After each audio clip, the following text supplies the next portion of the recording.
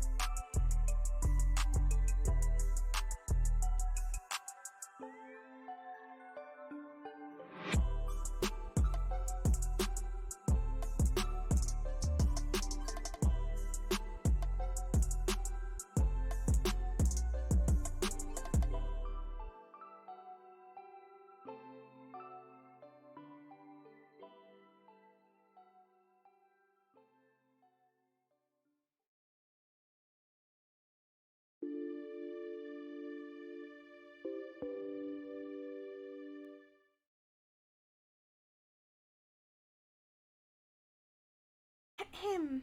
Hello. Welcome back, everybody. And if this is your first time here for this gameplay, then welcome in. Um, totally not late to my own stream, by the way. Totally. I first, I completely forgot I had scheduled the stream for today, and I forgot that I made an announcement about it today. And then I didn't eat anything. So when I did realize, I was like, damn, I'm kind of hungry. I should probably eat something. And then I was just like, oh crap, I've got chores to do. So then I had to do those. And then I was kind of just like chilling for a bit because I totally didn't forget again. And now we're here, so it's fine. It's fine. Still made it. Anywho, thank you, Rico, for the follow. Welcome to the community. My name is Artsy Anime. You can call me Artsy or Ty. And I am your local hellspawn. Your resident demon, if you will. Let's see. A few things before I get started with the game. If you follow me over on Instagram, I just started a Draw This in Your Style contest for reaching 400 followers on Instagram, which is a huge deal to me. Means the world to me. Just thinking about 400 people. 400 people who actually like to look at my art and stuff. Come on, that's pretty cool. Like if I had 400 people in front of me like right now going, "Oh my god, your art's so cool." I think I'd cry. And then I'd die. You know, it is what it is. But yes, I have that going on over on Instagram. Um, it starts today, and the end, so the deadline is going to be February 18th. Sunday, February 18th. The challenge, or the competition part of it, will come to an end, but the Draw This in Your Style will continue. The Draw This in Your Style doesn't really have a deadline, but if you do want to get prize, essentially, like if you want a chance to win a prize, I should say, it has to be, your submission for that has to be done for February 18th. First place, because based off of how many people participate, there's going to be 3 winners. There's going to be first, second, and third. First place is going to get a half body rendered drawing, or commission, I should say, by yours truly. Second place will get a flat color. Oh, my bad. Second place gets a rendered half body, or bust, not half body, drawing of, any character you want. And then third place gets the flat color bust drawing of, any character. It could be an OC, it could be fan art of, video game, series, anime, what have you. So on and so forth. It's a commission, but without the money. The winners will be decided based off of how many people participate. The winners are going to be decided either based off of a raffle, or if there's not that many participants, it'll be, my favorite 3, my top 3. And oh my gosh.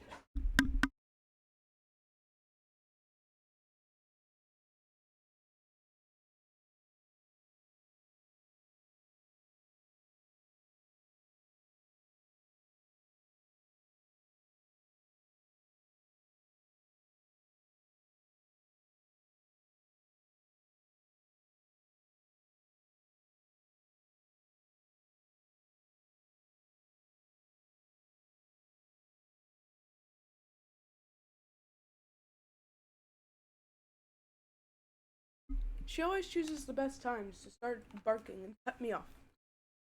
Anyways, with all of that out of the way, let me open up this game and let's continue. Just this. We're gonna pick up where we left off.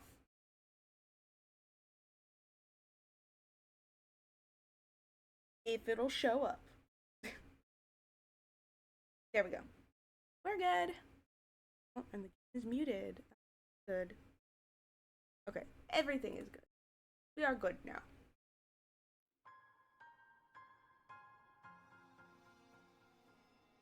I have been absolutely obsessed with this game as of lately.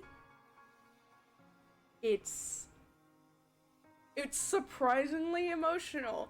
Like, when I first got the game, I saw this little button here, this little content warning button, and I was like, it can't be that bad.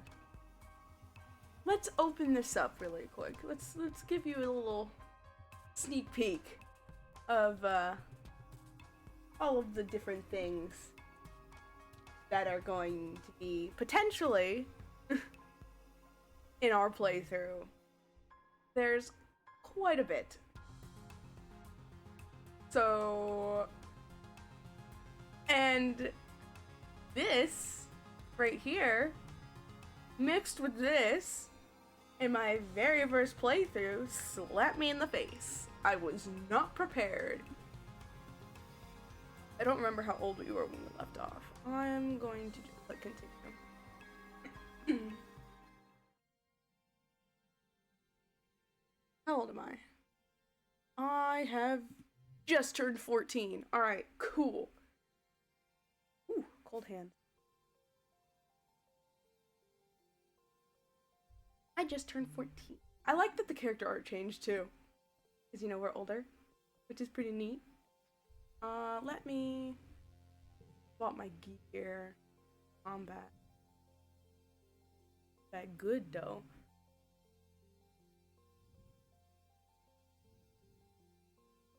persuasion? My persuasion kind of stinks.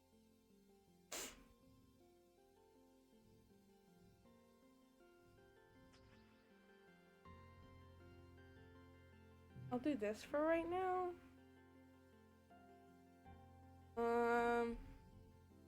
Just as a placeholder until, you know, something else. Word. Bonus district.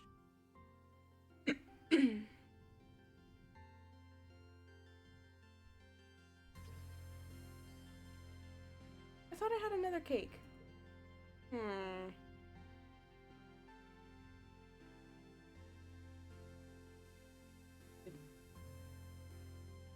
Hold on. What?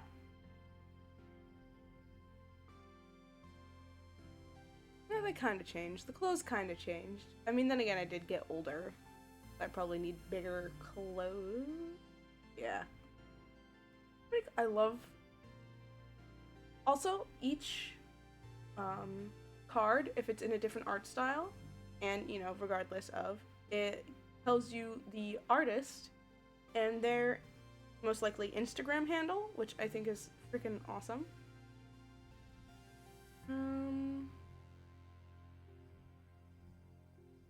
So champion twice in a year. Bro. English.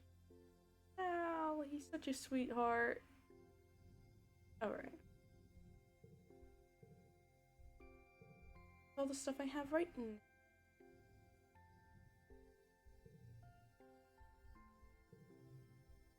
Relationship with everybody. I also just want to see, like, how everybody's changed. I think that's so neat. Augment. Armor. Scaled skin. Ah, yeah. I see. And then this is me. Cal. Growing his hair out. So cute. So cute. Tangent. I'm still sleep. I didn't know that was her augment. Huh. So she just doesn't need to sleep? Does that mean Dyes has the same thing? I mean, it said that they were twins. I mean, they don't have to have the same ability if they're twins. I don't know his. Tammy. Just a heads up, not everybody has Tammy. I am fortunate enough to have her. She's so sweet. She's the sweetest little thing.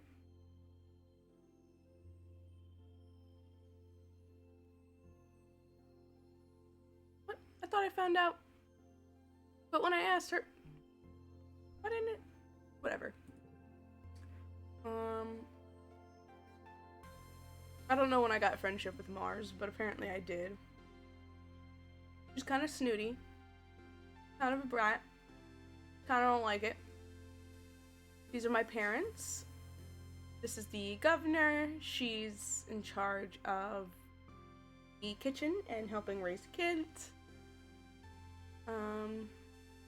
Calm is Kombucha, which is an enemy's older brother. He's so sweet. And then this is Cal's mom. Let's see. And then out of the people we lost Tammy's father. So Tammy no longer has either parents. And he was so sweet. Professor Hal, which was our teacher. He also passed away during an attack when I was 11. So it's 11. Gee, I felt like it just happened. And that's it for losses right now. We almost lost Tammy, but I was able to save her. Plus one. So I'm basically at normal level. They conflict each other because I got hurt because I wanted to be a hero. I should probably let this dog barking at 1 second.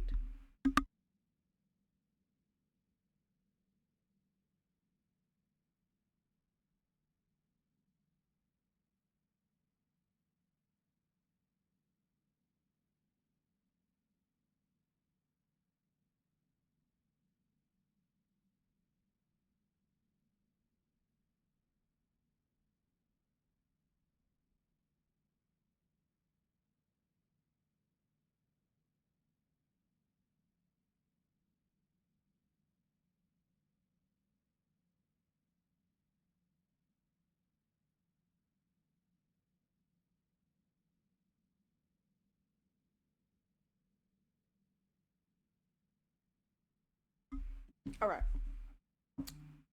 What am I going to do? The year just started, so I just turned 14. And it looks like I haven't done anything yet. So should probably work on my animals, persuasion, and toughness, maybe empathy. Okay, so that's my best friend. That's the friend I chose at the beginning of the game because I was just like, oh, he's so sweet. But yeah, I mean, he hasn't done anything wrong yet. He's just very interesting, very sketchy. Well, not sketchy, just some of the things he says are a little grim. That's probably the best way for me to explain that. Very grim. Cal's a sweetheart. He's like very into animals, very into helping out the people and whatnot. So is Tammy. She's kind of like 50-50. Mars is more so, she wants to be a leader, not. Tangent is more like studious, more like serious, focuses on work, whatnot. Anemone, she's very sporty, very Tom Girl-esque. And then he's quite rebellious, if I do say so myself. Also appears to be. I forgot that I can go out here now too. Out here for me. So you catch Dies on a ridge overlooking the wilderness, bobbing his head along to something playing through his ear speed. He doesn't notice you walk up. He jumps when you tap him on the shoulder and scrambles to turn off the hollow palm. Don't sneak up on me like that, he grumbles, and flops backwards on the grass to look up at you. Man, I was just getting to the good part of the song. What are you listening to? Dies looks away. Just some old music from Earth. Probably wouldn't like it. Grimy. Sit down beside Dies and extend your hand to link your hollow palms. Dies stares at you for a few seconds before pressing the hollow palm to yours. The music floods your brain through your... What he was listening to? It's pretty. I like it. Oh!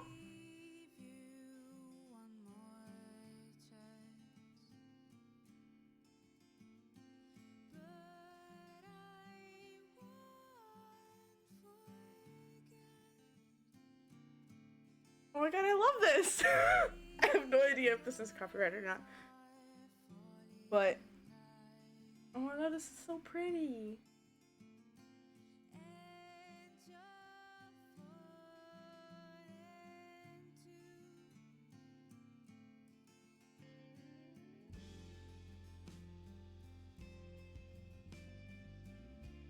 It's so pretty! I love it!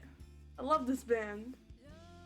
Dies takes his hand back and weaves his fingers together, timid. I listen to a lot of Earth music, he says. Like it? I love this band, it's so pretty! Oh my god. Gotta find this song, whatever this song is, I gotta find it. Dies cracks a small smile, relieved. Good. It's my favorite right now. I always listen to the same album on repeat. It's comfort music. I really like her voice. He stares into his lap. Sometimes I feel like the lyrics are about me. They're just so deep. My soul really gets this kind of music.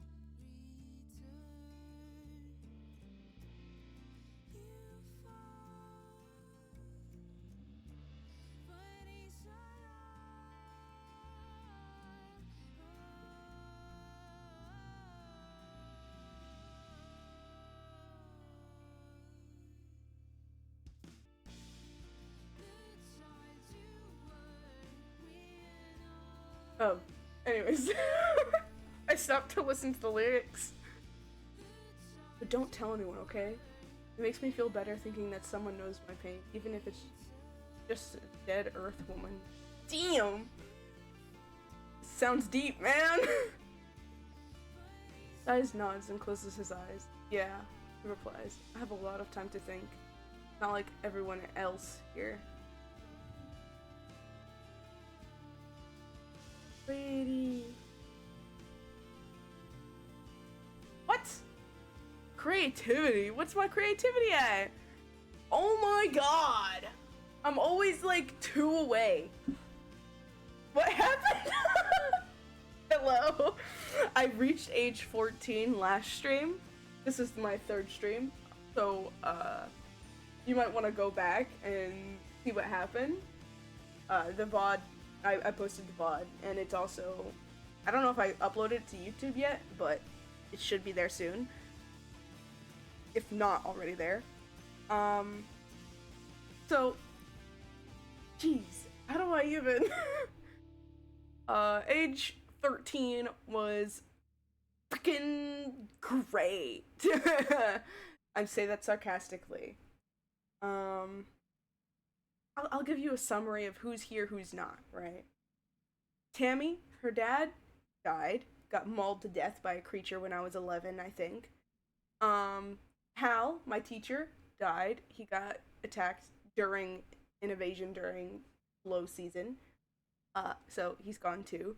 And then we almost lost Kombucha, or Calm, during this dust, the one that happened right before I turned 14, during an attack. And I decided to be rebellious and not listen to anybody who was telling me to go to the creche. And no, not Tammy, her father. Tammy's an orphan now, is what I'm saying. But, yeah, still, it's still bad. It's not good. But we almost lost Calm, because if I wasn't strong enough, I'm pretty sure he would have died. Because I wanted to help protect the wall, even though I was told to go to the creche. But I was like, nuh-uh, I ain't risking it. If someone dies, again, I think I'm gonna cry. So, I went to the wall to go fight with Calm. Hence why I am injured. I have to rest a bunch in order to, not be injured. I'm pretty sure. I think I, like, cracked a rib or something. Because that's what the descriptor made it sound like. I was just like, I think I broke a bone. But hey, nobody died then. So it's fine, right? Also, the music stopped. Sad. I can't introduce him to new music because I don't have enough creativity, which I still think is a crock of shit. I'm literally 2 points away. Yeah, literally 2 points away from it. It's just like, bruh. Hold his hand. Should I hold his hand? Damn. 55. I didn't even realize that. Probably because I snuck out a bunch. That's probably why. I really like Cal too. He's so cute. But I not touch Cal. I leave Cal alone because Tammy. Let Tammy get with Cal because they clearly love each other. And I'm not gonna get in between that because their relationship is very pure. No toxicity at all. So, Lay, y'all stay. I won't ruin that. And I don't know if they're gonna be more characters later. Like when I get older. Because, like, I'm just 14 right now. Anything can happen in a year. As we've seen, anything can happen in a year. So, I am at a loss. I'll hold his hand.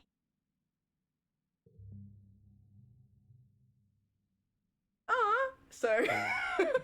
You reach out tentatively and blink just your feeling him tense up beside you. He darts you a nervous glance back up at the sky when he sees you looking back at him. Cheeks go completely red. He doesn't hold your hand. He doesn't move his away either. 55, that's right. Goodbye, Dies. Where am I going? What do I do now? It didn't take the month away from me, so I mean, I can still. Okay, what did I say? Creativity. You know what? I'm still mad that I wasn't able to recommend songs because there's just two. Do I have?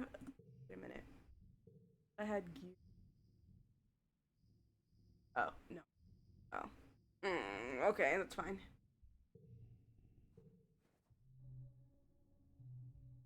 You babysit. Empathy. Meh. Enough. Enough.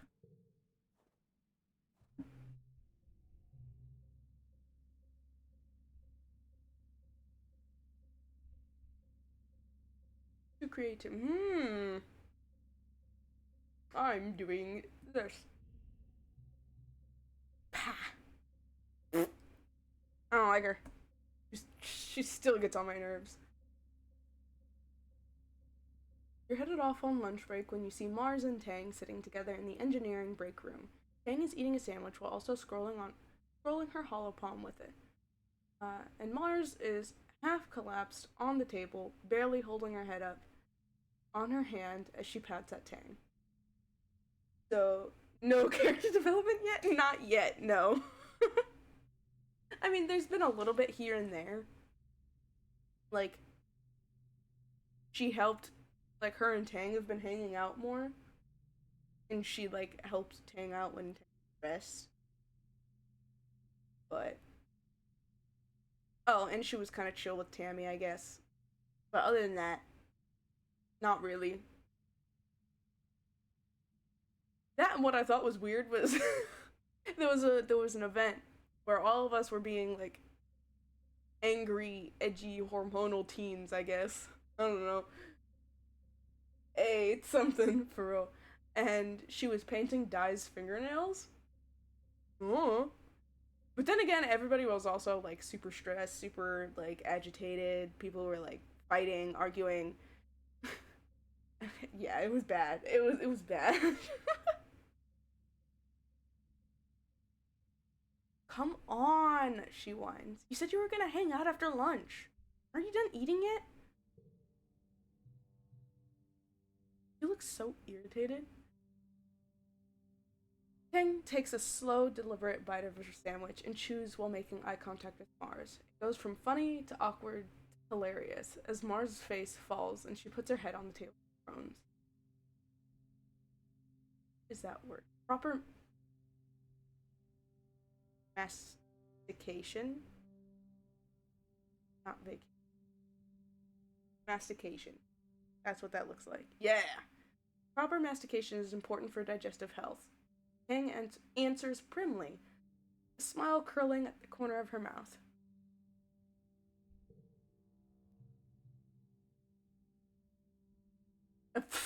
You can masticate in private, Mars mutters. What are you reading, and how is it more important than me? Your best and only friend on the planet.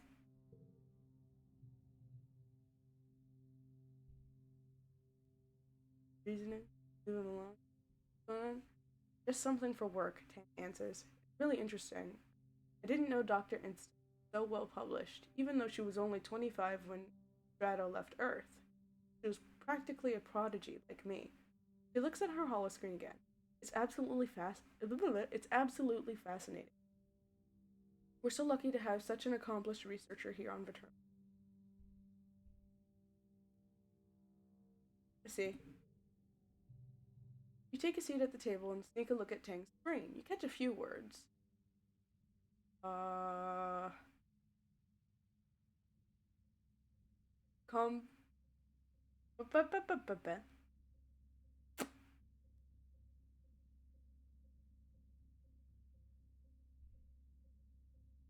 Biology.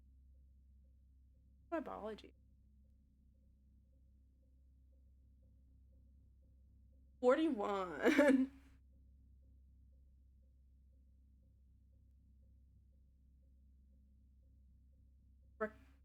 Recombinism tissue? Tropism, RNA, proteins, sheaths, intrinsic immunity, maybe something to do with viruses. And the picture's probably also a fungi. Without further I'm having a stroke. Without further examination, it's hard to tell. Tang notices you and shuts off her holopalm, shooting you a cool look. Is it something to do with the shimmer sickness? Mars wondered out loud. Wait, I want to learn. Helped. I helped? What did I help? Tang looks startled, but pleased. She turns her holopalm back on and tilts it so you can long. Dense, but interesting, and definitely about viruses that affect fungi. I didn't know you were interested in insular work as well, Artsy, Tang says. Perhaps we could work together to parse the next section. It's particularly challenging. Say. Brother. OMG. Nerds. Mars laughs. Look at you two eggheads. Better you than me. Then graces you with a small, thankful smile. You've been eating for like half an hour, Tang. Come on, Mars says, pulling her hands down her face. Please, can we go do something fun before some rampaging Xeno eats us? We're both too pretty to die of boredom.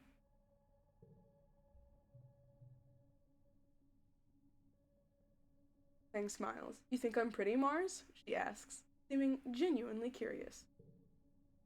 Mars sets her hand on top of Tang's. The prettiest, she swears, her hand over her heart. Even prettier than me. Oh, thank you. I will stretch. And my shoulder popped. And thankfully, I also just refilled my cup, so full of water.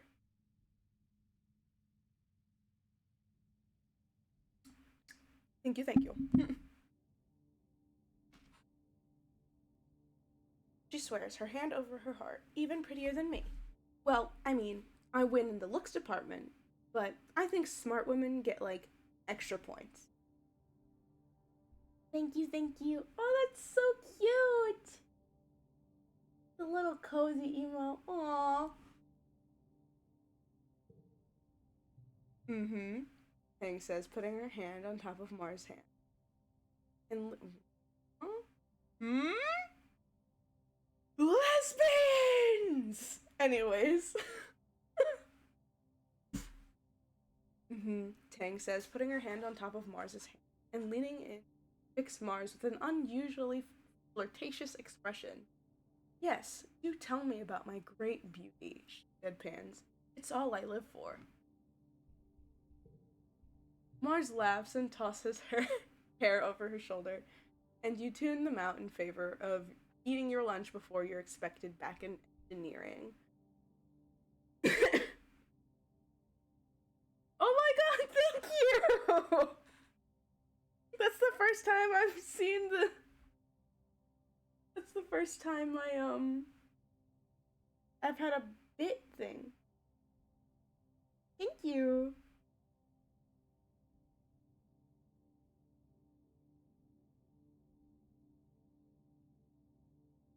This computer.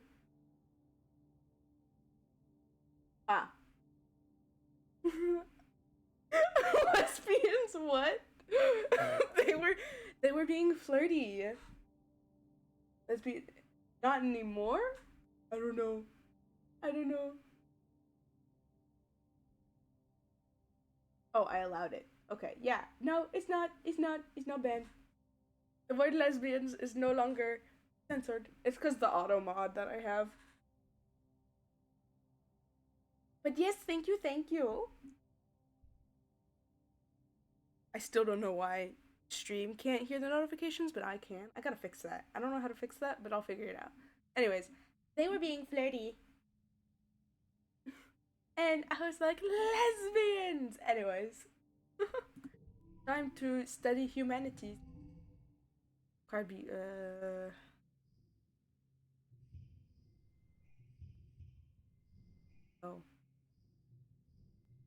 Uh, 4. Wait, nope. Hold on. I can. Wait.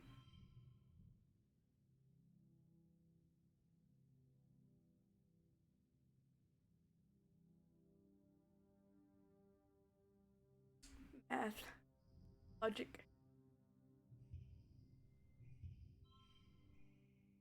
And then this also makes yellow. Or 5. I can count. I did it.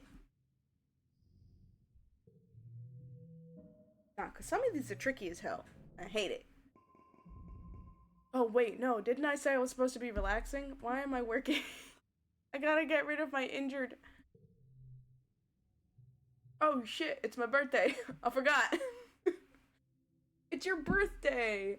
You wake up from a night of blissfully peaceful dreams. No nightmares, no premonitions, just a pleasant feeling of content. You stretch your arms over your head, blinking in the watery, quiet sunlight that seeps through the porthole window. Things are always changing on, but you can't help but feel like things are changing for yourself too. Not just your body, but your mind, your emotions, your future. 14 is going to be your year. If anything traumatic happens in year 14, I'm leaving. I will leave. I will leave. And I will find another game. Your parents have been working around the clock since the last attack, trying to get the fields right again, in time for this year's planting. Spark snow has already started falling, and every day they come home complaining about having to clear it. One moment.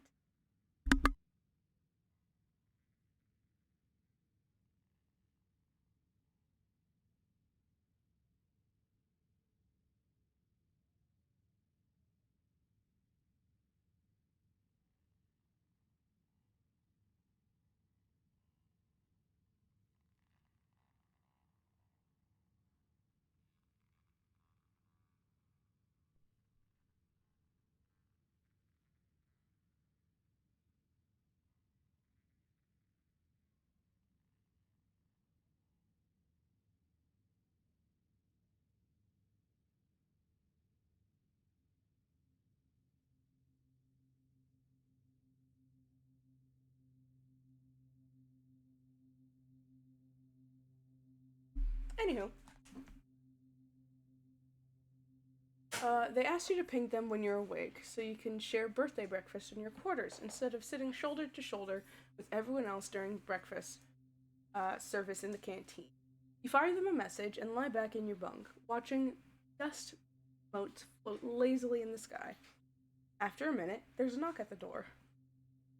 Okay. It's Auntie Sedent. She sweeps into your room in a bustle of skirts and shawls, and sits down beside you on your bunk. Oh, look at you, she says. Happy birthday, beautiful 14 years old. She leans in and gives you a motherly kiss on the forehead. It's been years since she took care of you in the children's creche. But all the kids still call her auntie and think of her as a close relative. Her sweet baking bread smell is as comforting as it ever was. She is so sweet. She's also. I already forgot. An enemy. This is an enemy's mom. and Calm's mom. They have the same mom.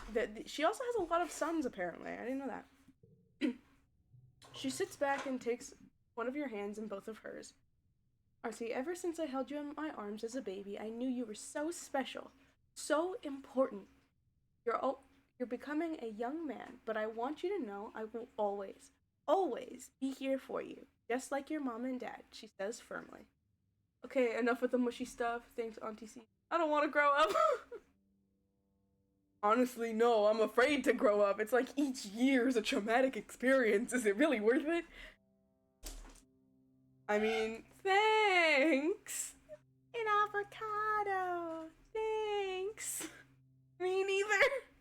Thanks, Auntie Seaton. She smiles and tucks an unruly lock of your hair behind your ear. I guess you're old enough to call me Aunt Annie now. Or if you like, or even just Annie. Thank you. Norrin game. I don't want to grow up IRL either. Bro, I feel like something is going to happen the second I turn 18. Also, you only play up until the age of 20, I think it said. Not 21. So, I'm afraid. I am so very afraid.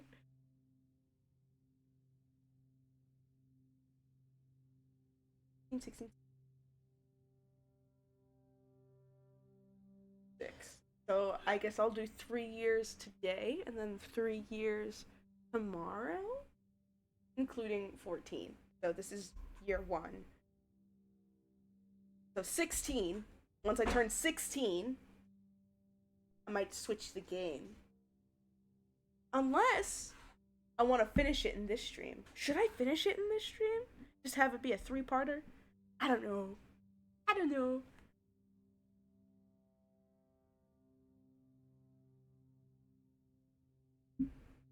You know what I need? A video editor. Like, I need to... Well, no, I need enough money to be able to pay for an editor. The fuck? Because I don't know what content is good content. I like watching my own stream VODs. I don't know if that's weird or not, but I like watching my own stream VODs. Just because. And I'll be like, yeah, I think I did pretty good. Not that I'm cocky or, like, confident or anything. It's just like, slay. I slayed that. You know?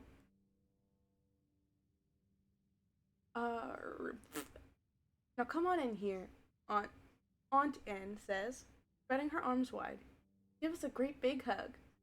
You hug her, enveloping yourself in the warm, familiar softness of her. Over her shoulder, you see an enemy standing in the doorway. Well, her hair, anyway. She's been growing it out, and there's no hiding it behind a corner. She skips into your quarters. Happy birthday, bud, she says, bouncing on your bunk. Way to get older. Enjoy being 2 years older than me in a few months. For a few months. Thanks. I thought you were on your way to the medbay, Anne tells her, and an enemy shrugs. Anne turns to you. Annie is supposed to get her menstruation cessation implant today, she says.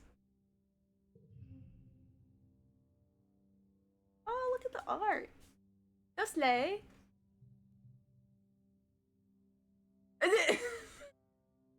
Mom! An enemy hollers. Gross! Arcee doesn't want to hear about my period. Honestly, I could have lived without that information.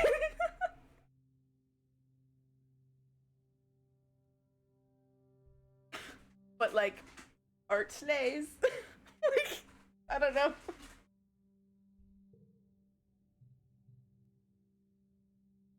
Anne smiles fondly at her daughter. It's nothing to be ashamed of, Annie. Getting your period is a beautiful thing. It reminds us that we have the ability to make life. It's a sign you're growing up and becoming an adult, and ready to take on the responsibility of taking care of that life. Are we getting a lecture on children? Like, are we getting a lecture on how to be parents right now? I don't need this. Bro, it's my birthday. Leave me alone. I want to go find my parents. Nope! I don't want to. I don't want kids. And then we wrinkles her nose and throws herself on your bed. I am never making life. You pass. Felt that. You and me both. That's why I'm gay. Anyways. Eee, gross Rooney. Right? An enemy agrees. She's always like this. You think this is bad? When I get my period, she made me a cake with a gooey center that said, "Welcome to the..." Why? Why? Welcome to womanhood. She rolls her eyes. It's bad enough. It's bad enough. I like shot up overnight and got boobs. I want to cry all the time. Just to go around telling everyone too.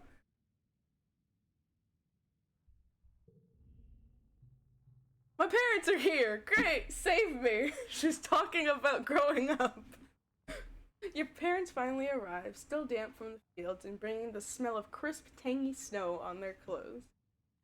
Oh, look, birthday visitors, your dad exclaims. Anne, are you staying for breakfast? Anne reaches into her bag and brings out a stack of tiffins. No, thank you, but I brought your order with me from the kitchen, seeing as I was stopping by. She pats your hand one more time. Happy birthday again, Artsy. You'll always be my baby, even when you're all grown up. Your mom shakes her head as Anne and an enemy leave. Oh, Anne, she laughs, sentimental to the core. She starts laying out cutlery for breakfast, but I don't know how the colony would manage without her and the children's creche, she says, and points a fork at you. Family is more than people that birthed you, Artsy. Don't forget it. I got it.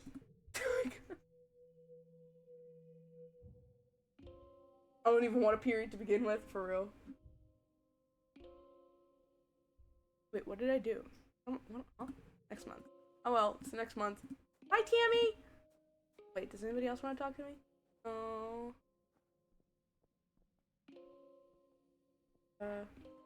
Oh. Where is he? Oh, there. Okay, Tammy it is. Come here, Tammy. She's so cute. She's such a sweetheart. She's just a little baby. Tammy beams when she sees you, like there's nothing better in the world than the sight of your face. Ah, she's so cute. Stop. So happy she's alive, bro. She's so cute. Happy birthday, Artsy, she exclaims. She comes in for a huge hug. Smells so nice, like vanilla and flowers, and she's really good at hugs. This is for you, Tammy says. Where's my mouse? There we go. She steps back and reaches into one of the many deep pockets of her dress, producing a little paper box. I made you this, she laughs, opening to reveal a little snack-sized cake. That is so cute. She made me a birthday cake. Oh, it'll make me cry. It's only a soy cake, but it's a soy cake made just for you. You take a bite, and it tastes just like a regular soy cake too. Tammy did what she could with what the colony has. Tammy watches you eat the cake with a look of delighted satisfaction. You can share it if you want, she hints, smiling sweetly. If that would make you happy. I will share my cake with Tammy. What? Oh, friendship with Tammy. Tammy laughs. I was just kidding. I made my own, silly Billy, she says, pulling out a second box. Let's eat them together. She's so cute. She's so sweet. I'm gonna cry. She's gonna make me cry. What should I do? I suppose I help with the gardening. Shoveling by the farm. Toughness. Make me stronger. Ooh, toughness is getting up there too. Where am I at? 30. Yeah. On the farm. He's also growing his hair out too. I don't know if I said that already, but he's so cute. He's so cute. The colony is surrounded by tall walls that keep most of the local exofauna. Keep out most of the local exofauna. The key word being most. You often report to work to find that an entire row of corn has been ripped up and carried away in the night by something that can fly over the walls. All that's left in the morning is torn up dirt and is a dusting of iridescent powder. It happens so often your mom has a set of cameras to watch whatever it is in action. The next day you have your answer. Dorbs moths? Giant blue moths with wingspans almost as long as your outstretched arms. They can rip the corn right from the ground. Damn. I swear to God, if we go into a famine. Wow, amazing, Cal says as you review the holovid. I didn't know, Dorbs moths could do that. Dorbs moths are pretty cute. In a bug-like sort of way. Fuzzy dog-like head, pretty iridescent wings, long, elegant whiskers. They'd be cuter if they weren't flying away with entire stalks of corn. Yeah. You don't want to run the risk of accidentally poisoning your crops, and Cal objects to trapping them.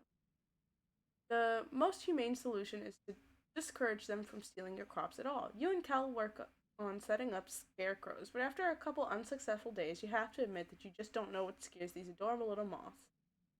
What even eats them anyway? Guess I'm gonna have to find out. Cal puzzles over the security footage. They fly in from the north, especially around Quiet, he says. Maybe that's where their breeding ground is? If someone goes there, maybe we could figure out what kind of animal they're scared of. If they're plant eaters, something's gotta hunt them for food. If you figure it out, it'd be a big help towards securing the colony food supply. Alright, where am I going? Flying from the... I need to go north. I will go north. I will do that this next month. Right now, actually.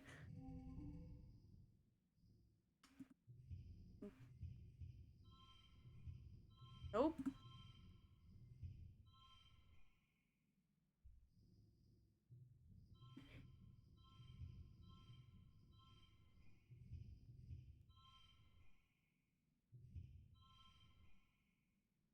Ah.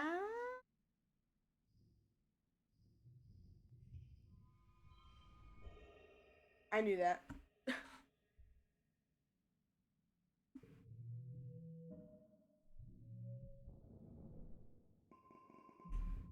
Oh! Okay, I guess this is my okay portrait. I guess I'm not the happiest right now. I was just like, oh, my face changed. Something ain't right. I appear to be upset.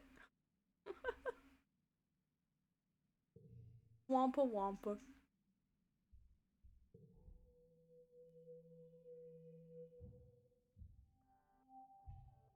Late quiet. Yeah, no, we going out there right now. Because I don't want anything to happen to the colony.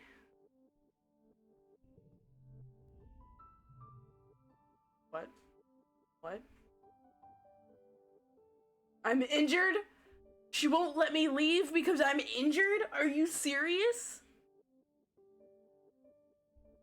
Fuck that. I'm going out.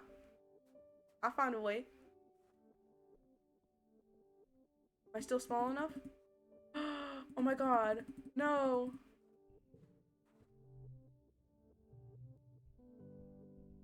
Ah!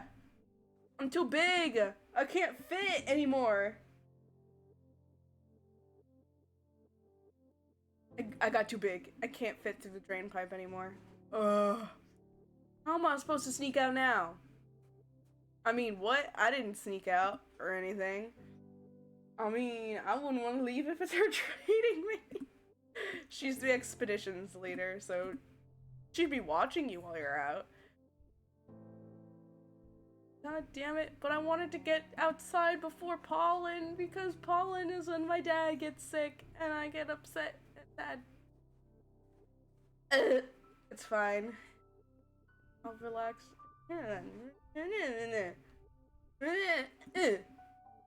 Park. She can watch me all she wants. What is her name? I forgot her name. I swear to God it said it, but I wasn't reading. You not on here? Oh, Utopia. She's 26. I just realized her feet. She doesn't have human feet. She has little anthro feet. I have anthro feet too. Well, my persona. Clearly I don't like IRL, but like, you know what I mean.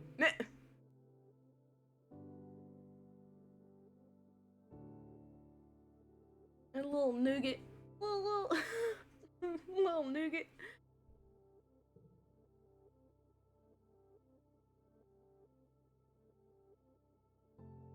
I want to. Ah, yes, IRL non-human feet. Yeah, no. I'm a demon IRL, guys. I mean, what can I say? And then this is Calm. I really like Calm, but he's a lot older than me. So, Womp. I mean, you know, Calm is older than me. Sad. Oh, ad break.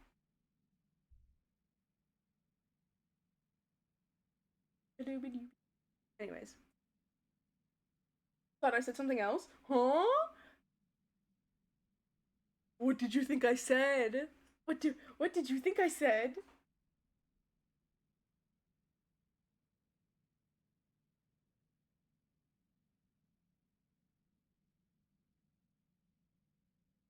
The sad name, TBH.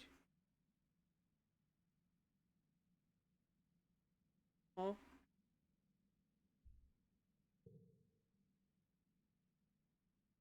Sad name? Who has a sad name? What? I'm confused. Oh, oh, I know what you meant. I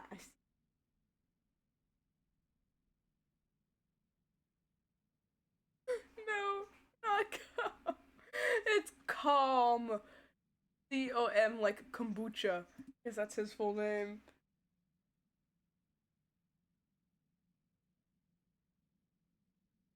That's just my auto mod. It's not. You're fine. But yeah, no, kombucha, like fermented, like the fermented drinks stuff. That's what his name is. Why? I don't know. But anyways. I mean, he looks like he comes. And then this is me. These are all of my friends, minus Mars. I don't really like Mars, but we're friends somehow. This is my best friend. He's my best friend, little emo boy. This, uh, he's so sweet. He's so sweet. Ah, makes me want to cry. Not as much as Tammy does, though. Tammy really makes me want to cry. She is so sweet. Yes, emo boys. But Tammy makes my heart hurt with how sweet she is. Anemone is very like sporty, very Tom girlish. Tammy looks like a cutie because she is. She's just a little baby. This is Tan. Uh, Twins with the emo boy.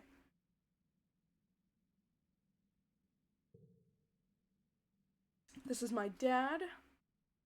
And then, oh, my voice is dying. And then this is my mom.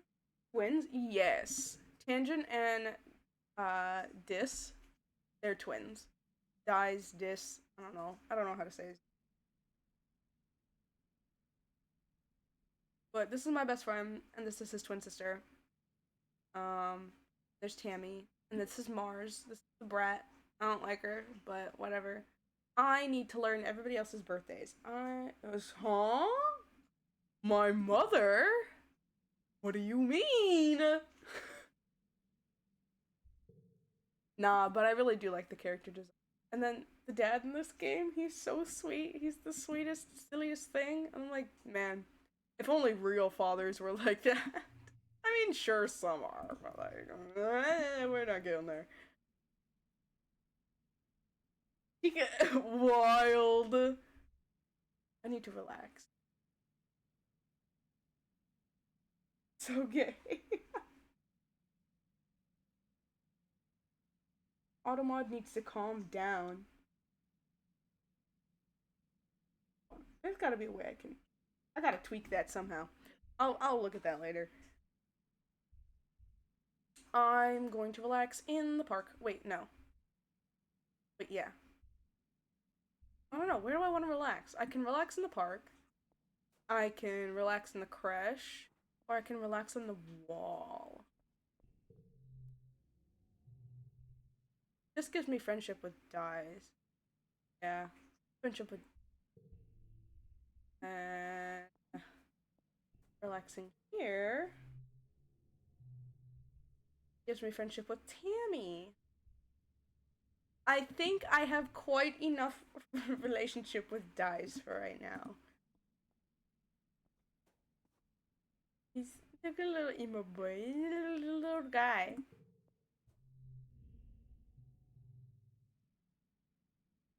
No, I'm not daring him to. I get a card though. Hello? That card kind of slays. I don't want to dare him to I'm not. I don't want to get him in trouble just because I think a card looks cool. Right? I don't want to do that. I don't. I don't want to do that to him. You know, I probably shouldn't. I probably. Oh, what do you know? My finger slipped. Anyways, I got a card. You dare dies to explore the creepiest, darkest part of engineering. Deep down there, even Chief Engineer Instance never goes. Under the recycling room, where they say there are ghosts. You set the mood, then sneak around behind him. Put your holopalm flashlight under your face, then shout, "Boo!"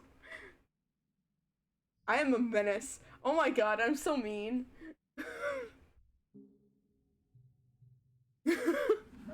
He rolls his eyes.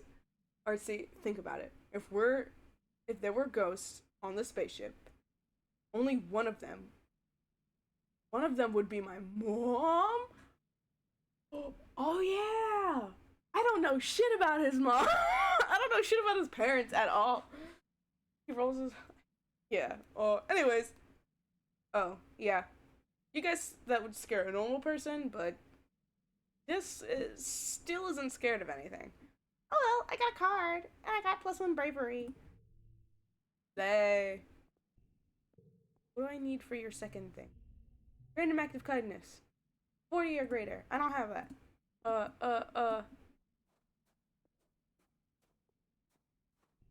What about you? I need toughness 40 or greater. What is my toughness at? 32. Wampa wampa. An enemy grabs you by the shoulders. Artsy, you gotta help me, she says urgency. Mom keeps talking about how we're all gonna have to start having babies. And she gets this look about her. I don't want to have any skunky babies. An enemy shudders with her whole body. Why'd I gotta be in a Why'd I gotta be in a girl body anyway? I'm tougher and stronger than lots of boys. And no one's telling them they gotta have babies. Damn, honestly, felt that. So real. Only my mom isn't like that. Just your mom, kid. Sorry. You've got like a super sentimental mom. So, hey Toodles. Can I talk to you? I cannot, cause my reasoning is not there. What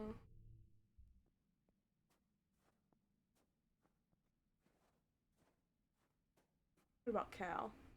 Come here, Cal. Oh, I can tell him a fun nature fact.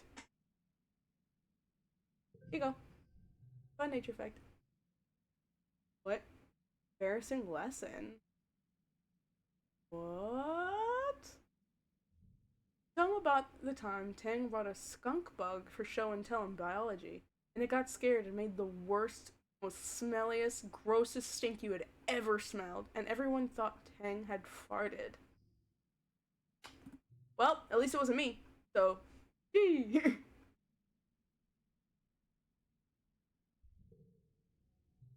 Then Professor Hal had to clear out the whole room, and it took weeks to get the smell out of the beanbags. It was so gross. But also kind of neat how such a tiny bug can make a whole room of kids run away. Gross.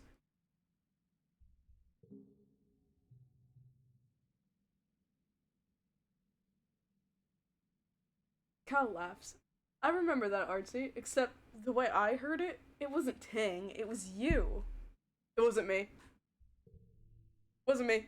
I didn't do it. Not me. No proof. Dad. I want to help him with. What? Bah. Whatever. I need to rest somewhere, but I'm afraid because I don't want it to go into pollen and I don't want my dad to get sick. Where to relax? Oh, wait, no. Didn't I say I was gonna go in here?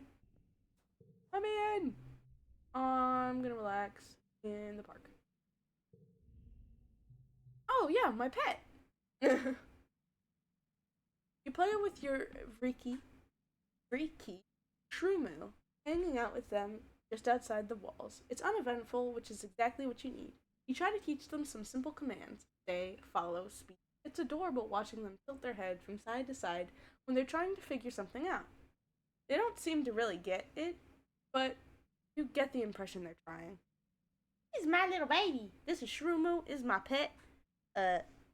Riki? It's like a mushroom octopus cat thing. But it's cute. So I tamed it. And it's mine now. It's just a little baby.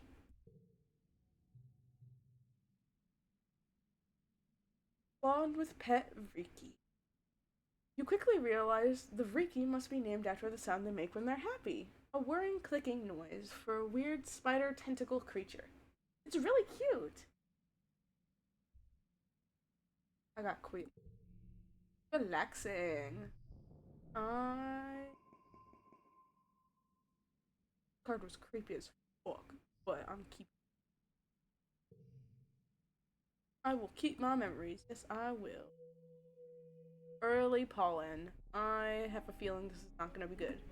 Father! Father!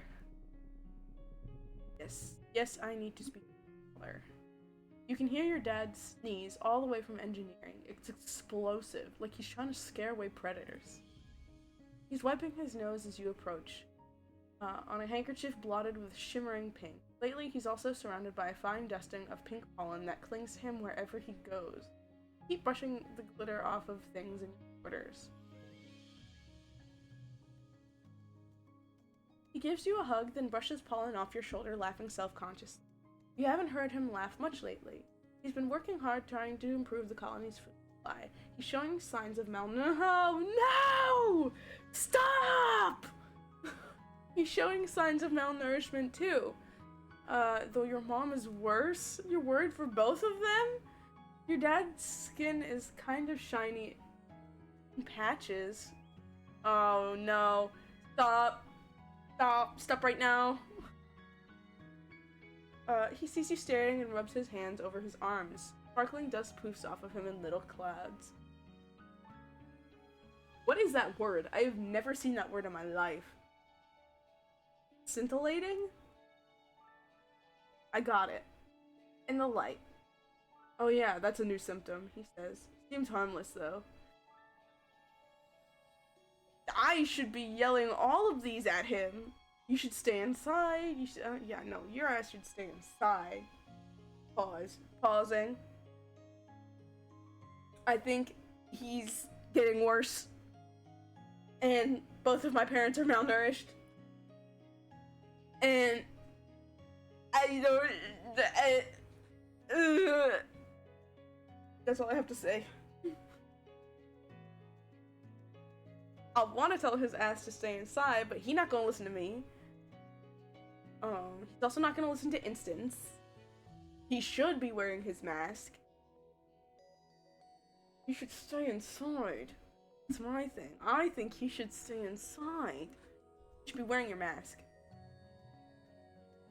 Yes! Yes! I don't care about your face! I don't like where it's going either! Cause he's the sweetest dad figure I've seen in like any game. And hide this beautiful face. Your dad laughs, rubbing his nose. Especially now that it sparkles, he makes a big show of checking his pockets. Huh. Oh my god. I guess I must have left my respirator back in the greenhouse. I will get it! I will fucking get it for you. Your dad Your dad sniffles. Gosh, I feel like someone stuffed a whole whole potato pod up my nose, he says. Like I could just poke a stick up there. Hello. Pop. Fresh potato juice. Gross. Dad, gross. He just grins. What? It's true. You follow his gaze out the fields and the lands outside the gate. I wonder if the foragers could use an extra hand. So, yeah, maybe I'll join them out there tomorrow. Neither of your parents are taking proper care of themselves. They're so stressed from the poor harvest and low food supplies. They try to not let you see it, but you can tell. Maybe your dad is right. A little seasonal illness is nothing compared to the danger of running out of food. No! No! No! No. Are you working on that cure thing we were talking about? Have you found it yet? Have you? No? Okay. Right. I need to go north. Map. North, wasn't it?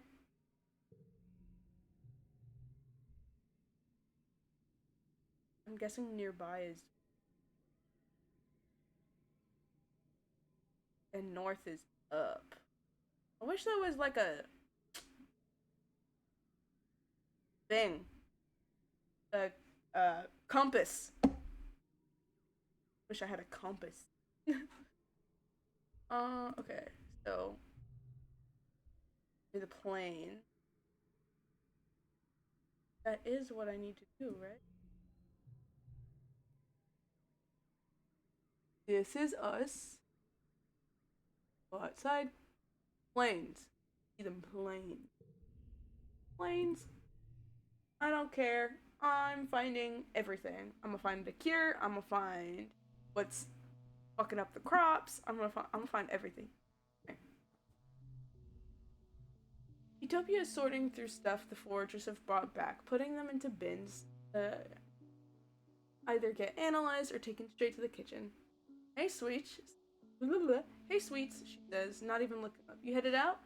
You and Dies take care of each other out there, okay? She sighs. I gotta get through all this before the day's end, she says. It'll take me all day, unless you're hard to help out. Sure. Utopia lays out an assortment of mushrooms. Alright, here's a simple one. Which one of these fellas is poisonous? Pick the right ones. Yeah, my perception on top. Pick the right ones.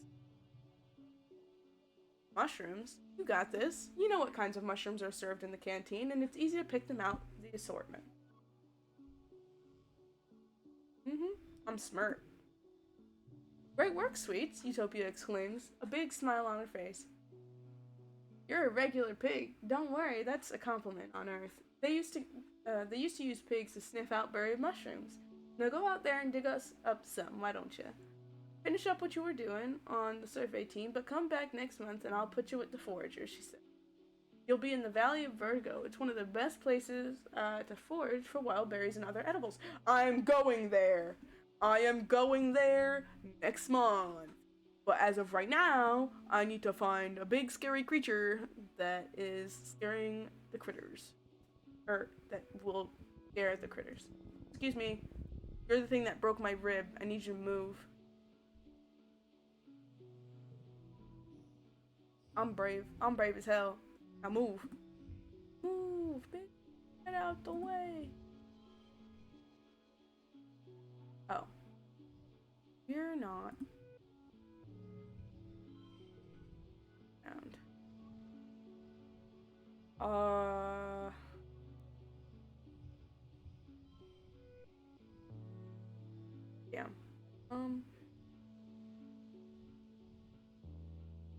would become 2.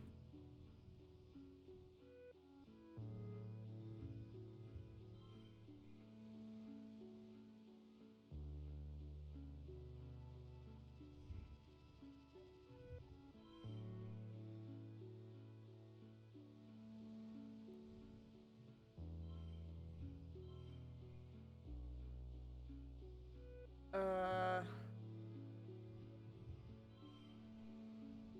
sure.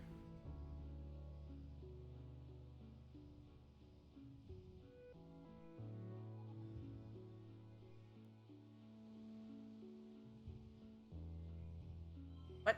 No.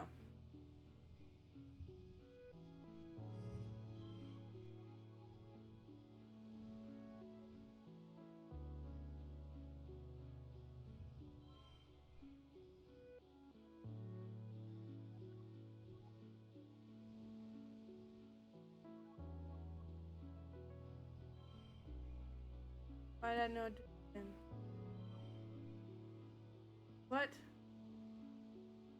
Card become. Oh, I just wasted a. Oopsies.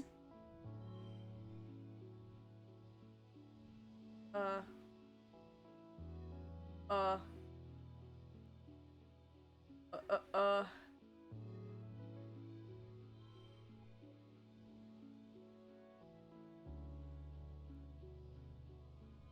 Yeah. Did it. That was so confusing.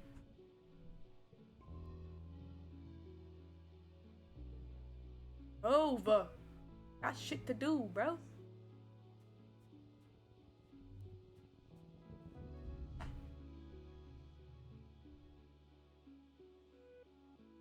I'll catch up with him. There's no adventure where dies is either. Some peaceful territory right here. Boring. Wompa womp. Wait. This.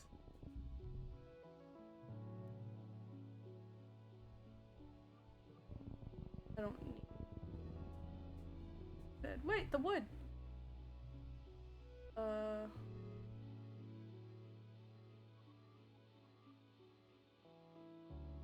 Oh yeah. Isn't this the rocks? I think.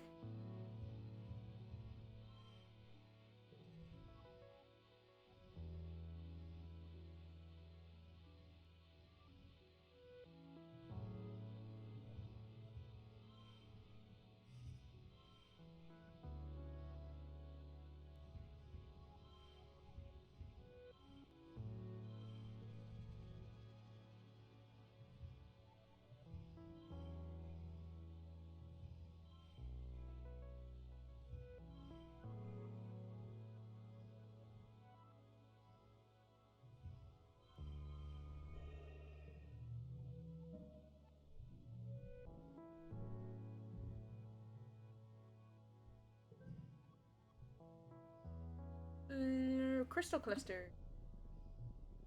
Good.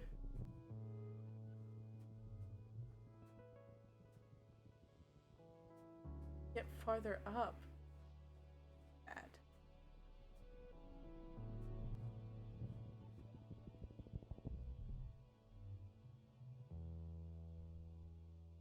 Eat the pattern.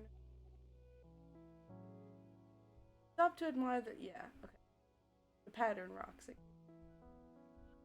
You stop to admire the light glinting off the water of a shallow circular lake when you notice some strange rocks near your feet. They're pink and red, bobbing in the shallow water at the shore. You've seen these colorful floating rocks before, but when you brought Dyes back to show him where they were, you couldn't find them again.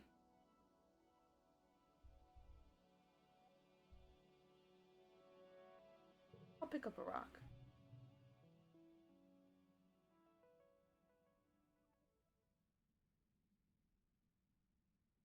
Oh, I fucked up. You refuse to follow the pattern and pick up one of the stones instead. You feel intense fear as you do, and the rock turns completely black in your hand. The fear seems to have come from the rock itself, in a way you can't explain. The others all turn black as well, the oily color ripping off of surfaces. Oops.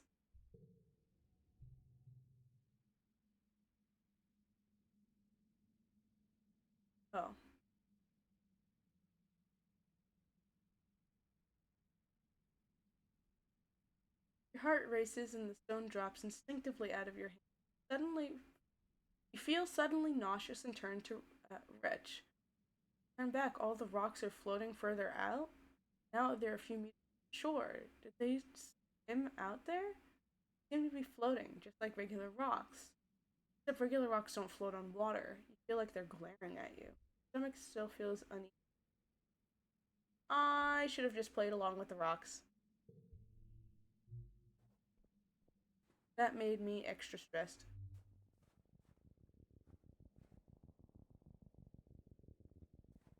Go that way.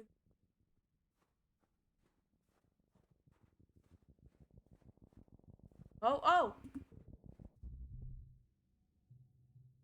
You're surveying some weird algae bloom. When it starts to get dark, you pack up for the day and begin to head back to the base when you see a cloud of Dorb's moths fluttering overhead. Them! They're the same villains that keep eating your crops. You decide to follow them. You creep silently after the Dorb's moths. They don't seem afraid of you or anything at all. The Dorb's moths even actually converge on a clearing where hundreds of them rest against stalks of the giant fungal trees. The sound of their wings rubbing against each other is like the entire clearing glimmers with dust. So pretty. You stand there and watch for a few minutes. Ugh. Suddenly, the peace of the clearing is broken by squeaking and chaos of flapping wings. Dorb's moths all explode from their perches, sending clouds of choking dust into the air. Through the dust, you can see a Dorb's moth locked in a vicious battle with a small creature. It's all over so quickly. You watch the creature cling to the Dorb's moth's back as it flails around until it climbs up and rips out the Dorb's moth's throat with its tiny vicious teeth. What teeth? This thing doesn't even have a mouth.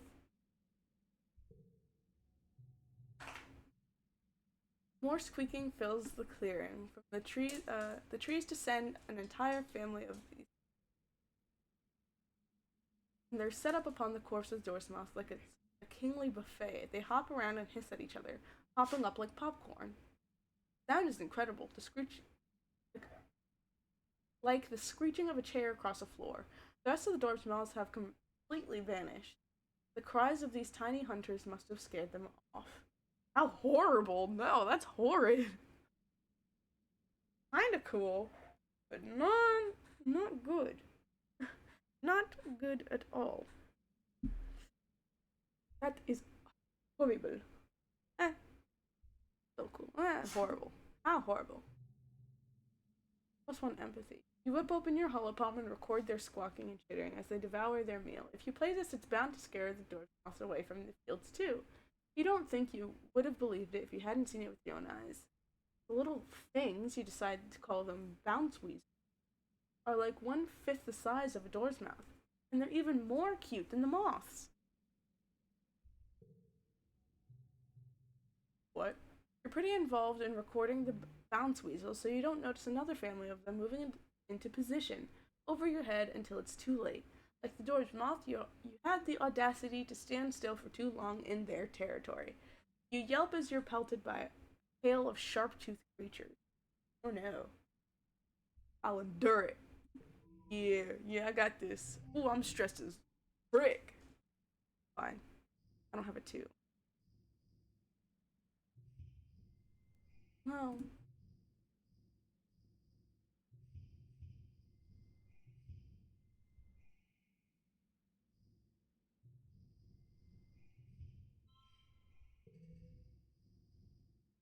Okay.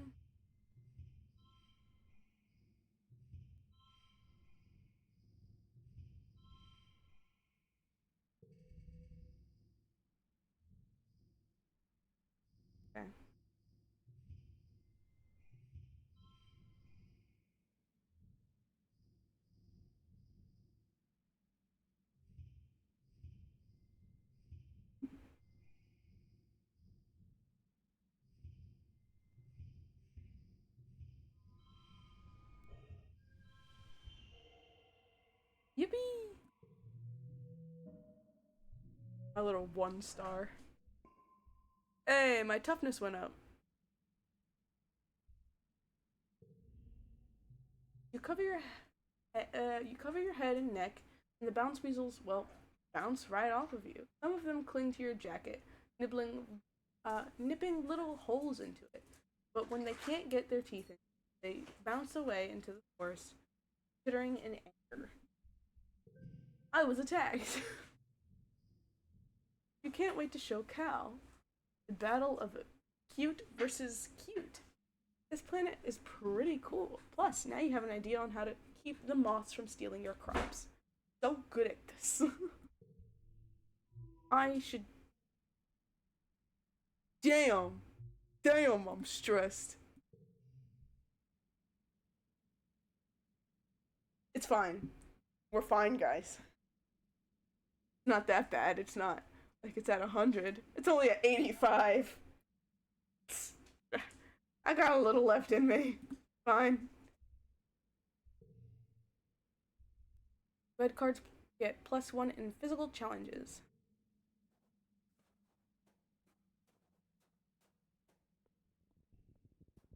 What do you want?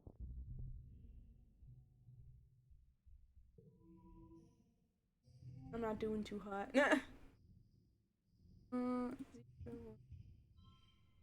What? Oh, become 2.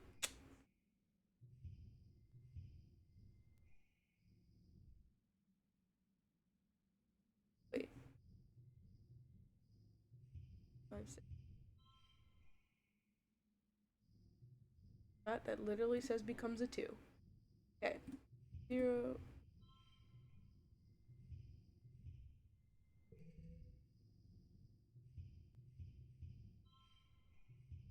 What? Oh.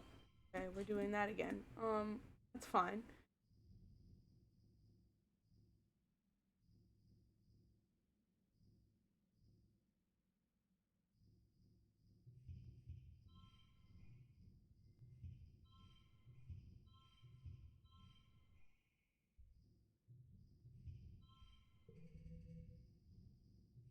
Wait.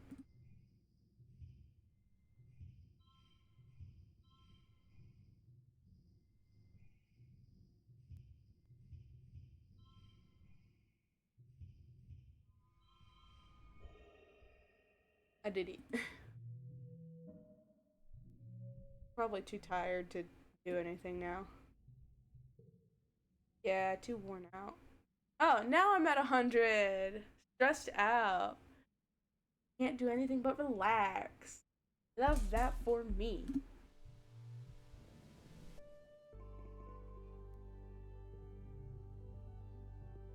You had at lunch with your parents. Sliced soy cakes and watery broth again. Great. When they put down their cutlery and look at each other, then you. Artsy, your mom says, there's something we should tell you. Tried to shelter you from some things, but we think you should know why we've been working so hard in geoponics.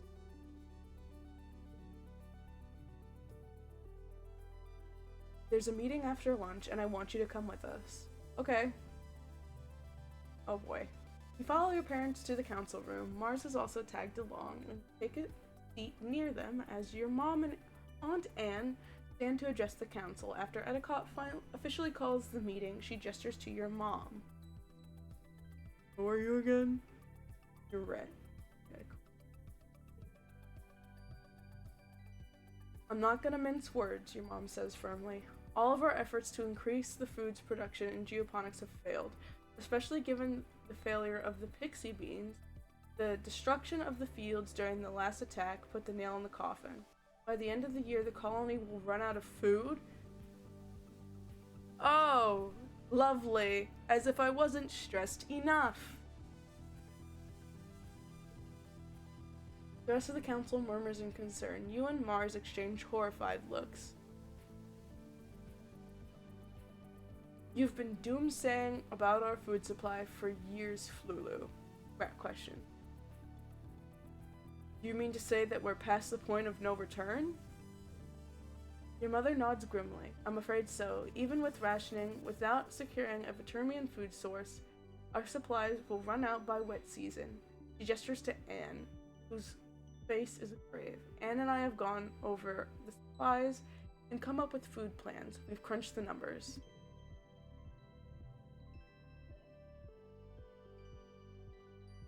Your mom sighs and spreads her hands. I'm sorry, geoponics should have been producing, uh,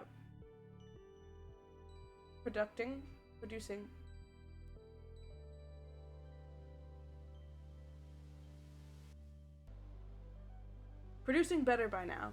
We should have been able to wean ourselves off of soy ration. During the wormhole transit, we lost our hydroponics and the hull breach, she says again. I know I've said it so many times, but our crops just don't grow here. We need those algae tanks. We need the microbial soil from Earth. It's not Mom's fault. Adults screw everything up. Why weren't we told earlier? All of these I'm yelling at them. I don't yell at them. It's not their fault, so I'm not gonna blame anybody.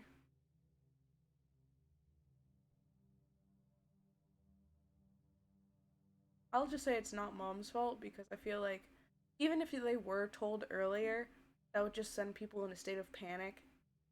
Not good. Never good.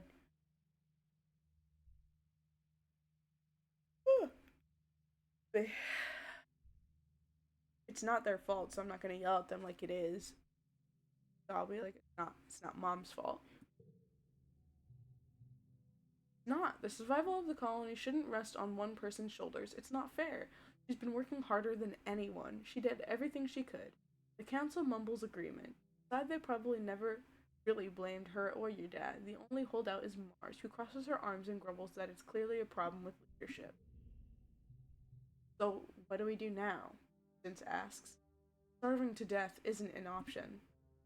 No, it isn't, your mom replies. We need to secure a food source this year before our rations. We're working double shifts in geoponics, but it's not enough. We need more people planting, tending, turning the soil. We need more hands. I can pull back the surveyors and focus on foraging native plants, Utopia offers. Even the young folk can help if they've proven themselves. Around the survey equipment, I'll send out a holo message later.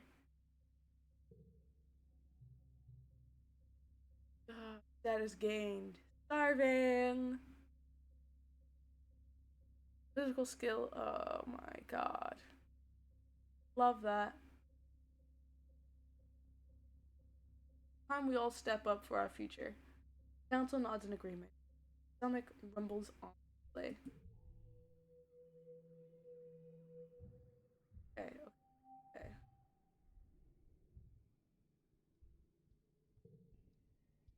I just have to go out before wet season. Anybody want to talk? He's all probably gonna be pissy with my parents. They're chilling. I can't go out because I'm stressed. I'm gonna relax by myself.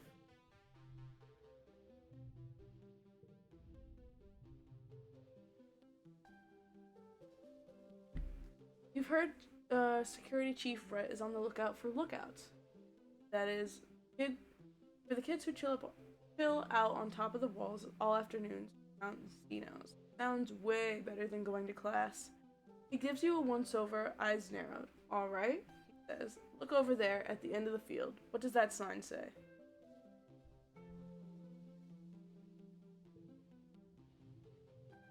You can read the sign easily. It says, if you can read this, your eyesight is 20/20. Huh, what a weird sign. What does that mean? Brett nods in approval. Good, you passed. Come back next month and I'll put you on the roster. Lookout duty in the garrison. Okay.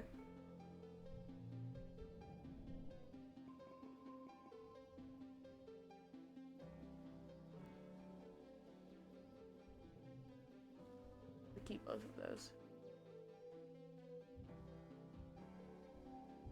Okay. I know what I'm doing. I'm going to go back out. But this time, I can forage. Yes, forage in the valley. I have to find something. Utopia greets you warmly as you muster your first expedition with the foraging team. Artsy, I'm glad you could make it. We need everyone we can get out here right now, boosting up our food supplies. I'm ready to sniff out those tasty. Good luck hunting out there, she says, handing you an oversized backpack. More like a basket than a pack. Use your hollow palm to identify the edible and medicinal plants, and you just throw them in here. I'll sort them back at base camp. Oh, and keep on the lookout for creatures. It's pretty peaceful out here in the valley, but even a little bug will get you if you're not too careful. Go slow. Pay attention to your surroundings. If you're unsure about something, don't approach it. Stay on the path, and don't get lost. Don't call it the Valley of Vertigo for nothing. Any questions? I can flirt with her. Why? No. It cuts off, probably because she cuts you off. Hell no. How old is she? I'm only 14, bro. What am I doing trying to rizz up a grown adult? How old is she? Where is she? I don't even know where she's at. What? Am I blind? Oh, I am blind. She's 27! Hell no!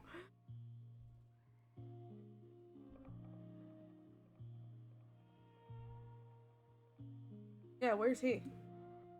Utopia looks like she's trying not to smile. Nah, Dai's is good at finding new things, just not so much as the same things over and over. You'll be okay, though, she continues. You won't be alone out there, and you're doing important work. Okay. You're about to leave when Utopia snaps her fingers. Hold up, Artsy, we're also investigating some species we might, domesticate. Those we'll want to tag and capture. Ideally, we're looking for herbivorous creatures that already live in herds, and is either producing something edible, or reproduce quick enough that we can slaughter them for meat. See anything that fills the bill, tag them, and bring them back. Got it. Okay. I should change my gear.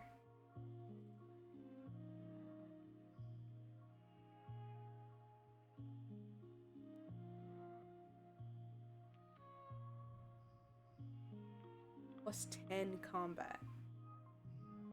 Might be.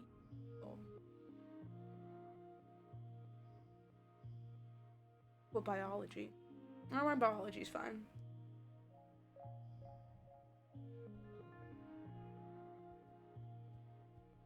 Oh, I'm already.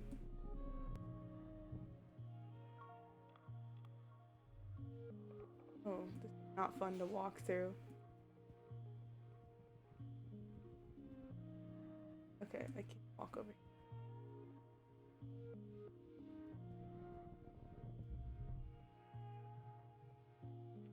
You decide to take a shortcut through the jungle path. We're sure it was just up ahead, and now you're lost. Everything looks the same here. The plants are too high to see any landmarks, and you swear some of them move around when you aren't looking.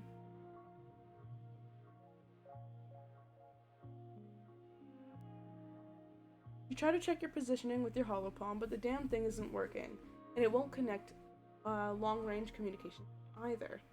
Typical. Utopia did warn you about the comms were flaky out here. You think you can tell north from the position of the two suns, but that's it.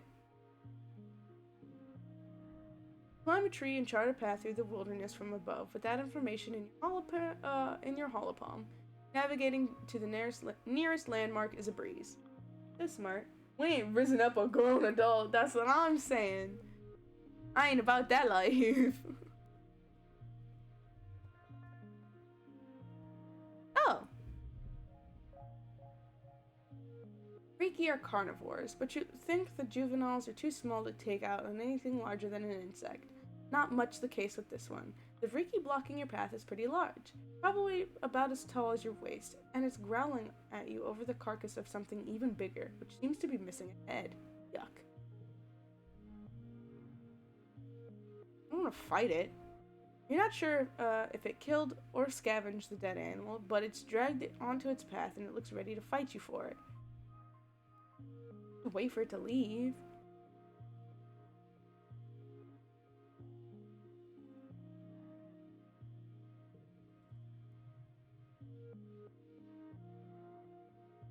I have a pet one. What if I attack this one and my pet gets upset? You back off and wait. It sits there and gnaws at that animal slowly for hours. It's disgusting. Eventually, it rolls over and takes a nap. Its many legs kicked up in the air as its tummy is bulging. You try to sneak by, but it wakes up with a hiss. It drags the rest of the carcass off into a tree, and you can finally pass. Damn.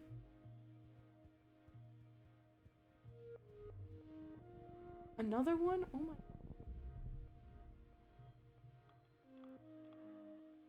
You come across not just one Vriki, but a whole swarm of them, mostly just baby ones, about the size of your head. They're all amused around a massive tree, scurrying up and down the trunk. When you can see the tree itself under the swarm, you notice it's the same pale pink as the baby Vriki. Its tentacle-like roots meander a fairly large distance before plunging into the ground.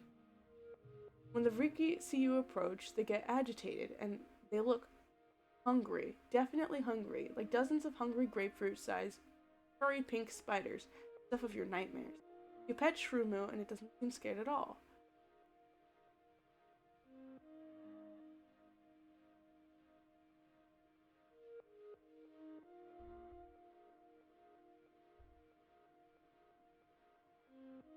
"50 or greater."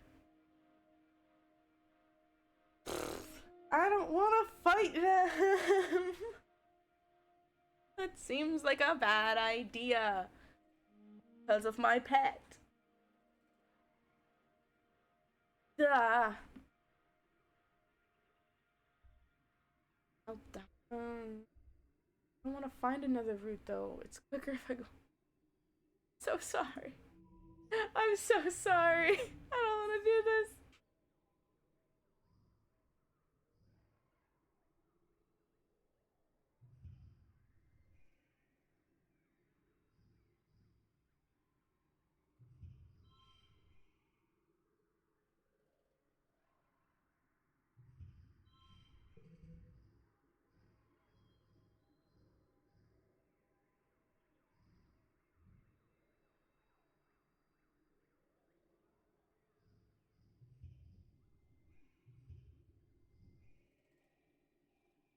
What? Red. Oh. Why? Uh.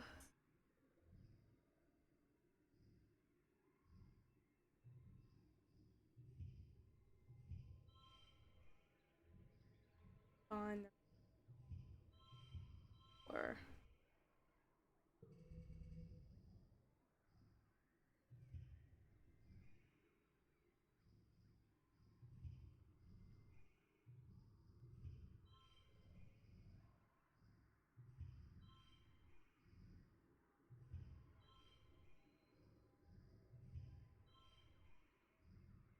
What? What? Are you kidding me? Fine. Oh, that made it worse.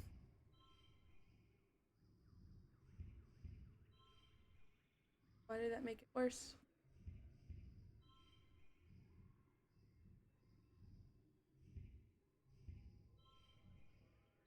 No, no, no. Draw a card.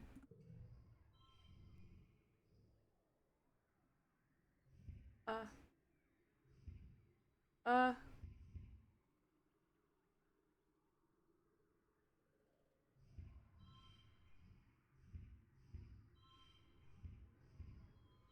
Ha ha ha. I did it.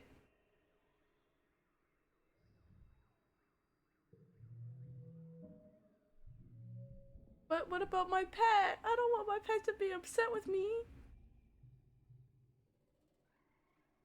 Well, that wasn't so hard. You smack a couple of them to the ground, and the rest scuttle up the bows and hide up there. You puff your chest out bravely and you walk on. Okay. Fine, we're fine. My god, there's so much crap out here. I just want to get past. Come across a veritable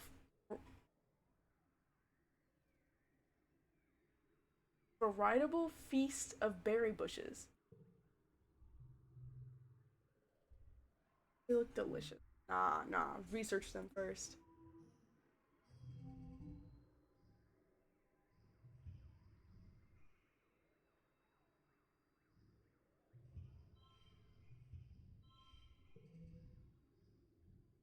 3.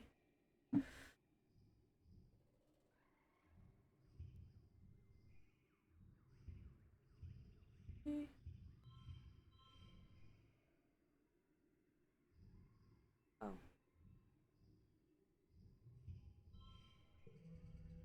5. -3. Cards with higher values? I don't think there's gonna be a card value than that. Okay, wait. 3.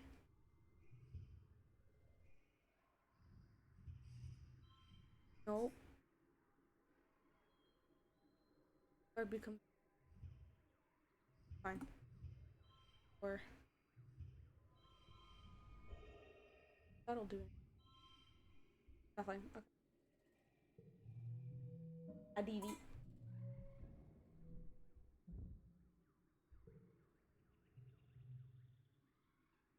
Your research confirms that these blueberries are edible. Ignore and count through them. Don't harvest them. You harvest the blueberries by the handful, filling your basket. When you bring them back to Utopia, she cheers. These are her favorite. Here, sweet, she says, tossing you a berry. Have one. They're delicious. I did it!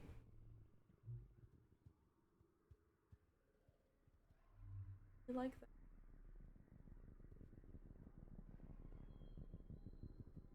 Go back.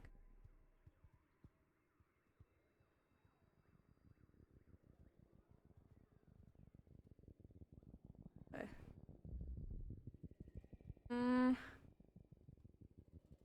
Okay, hold on.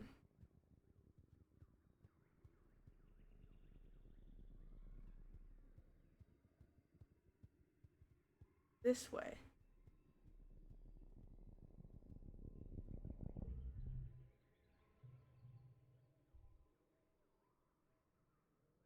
Follow it. What? Uh, track it. Track it.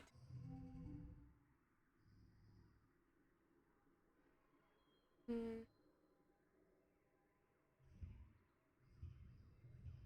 Wait, what?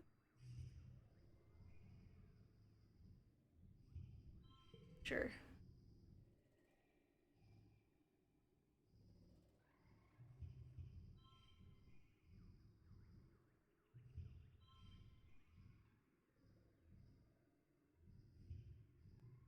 I don't like that.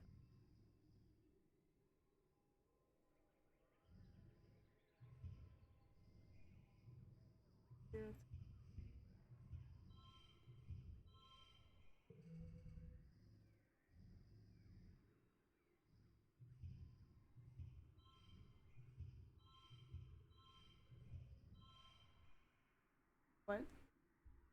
8.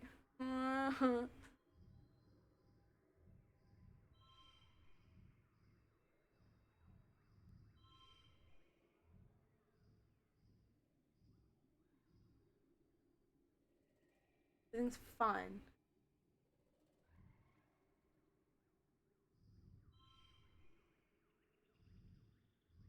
Mm.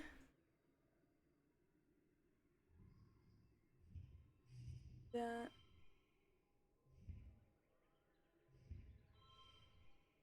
E. E.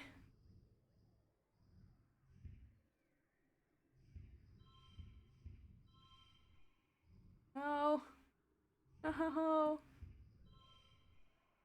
I don't want to give up. Redraw hand.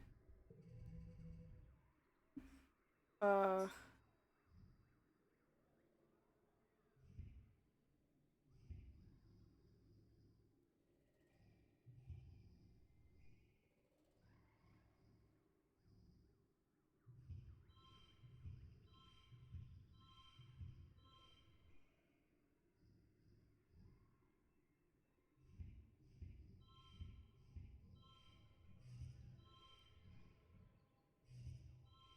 Oh.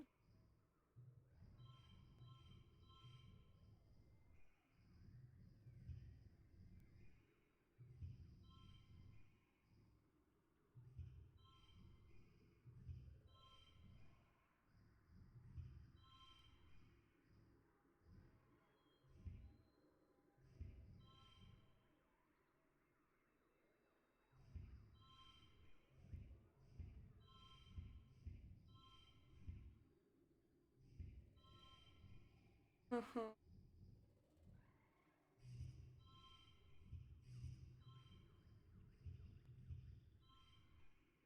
God, I hate this.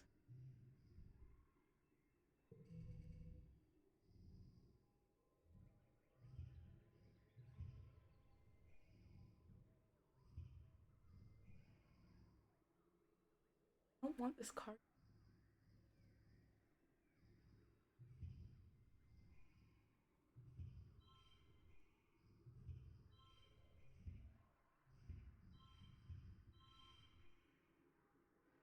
Serious?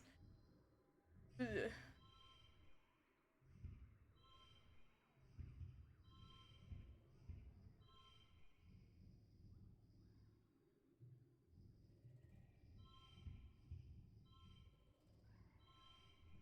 I just need 8. Oh my god. I give up. Damn it.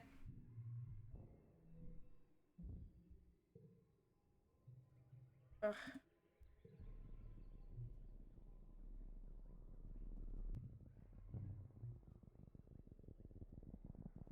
I was gonna go.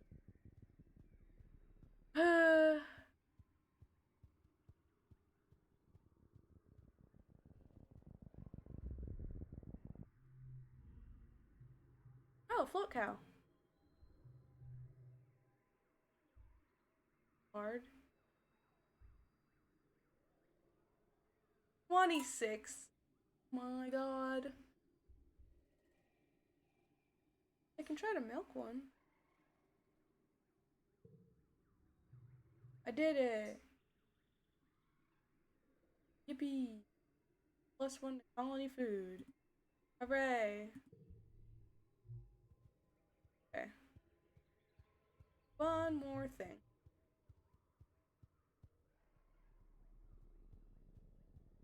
I'm determined.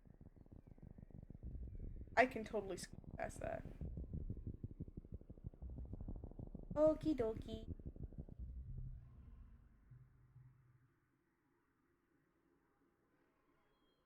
Bye bye. Thank you for joining me.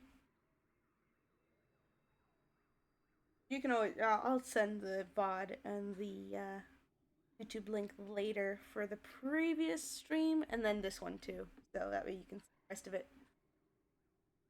You find a healthy blep bush and harvest some of the leaves to bring back to the colony. Utopia's beyond excited when she hears her haul. Oh, blep, she cries, shoving her hands right into the basket of rustling leaves. Artsy, you're a boy after my own heart.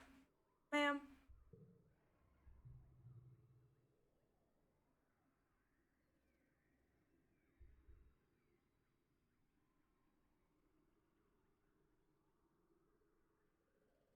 Pops a leaf in her mouth and chews on it, then shudders happily.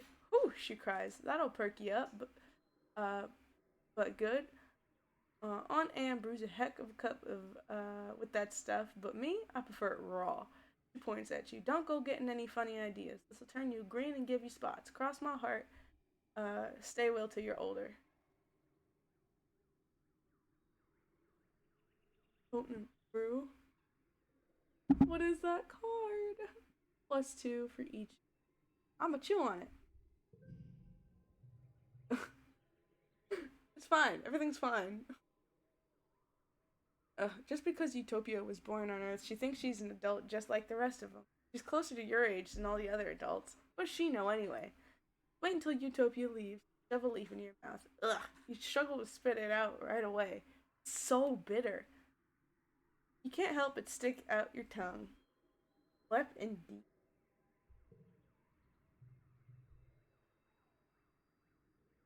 Oh, it made me less stressed. I'll take it. Seriously, you experience a rush of giddiness a few minutes later. Whew, wow. That blub sure is good. No wonder adults keep this stuff away from kids. It's probably addictive. Did I just find a drug? Well, egg.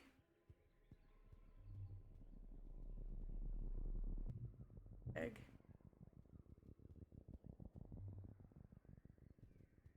Ha!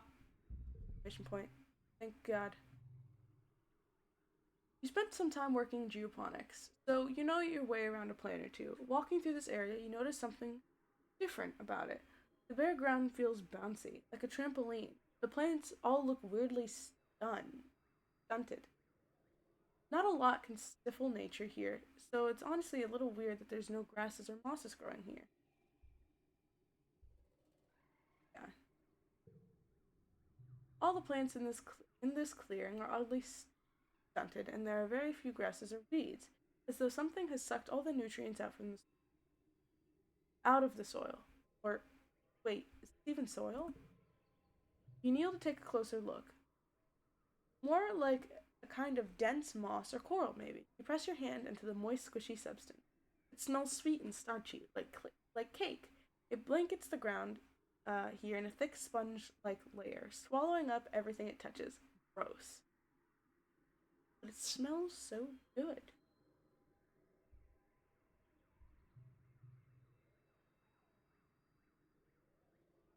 I have a good feeling about this one. Let's go. You dig a large chunk of this sponge cake up to bring back to geoponics. Further analysis is needed, but you have a good feeling about this one. Yippee! You again. No, I ain't dealing with that.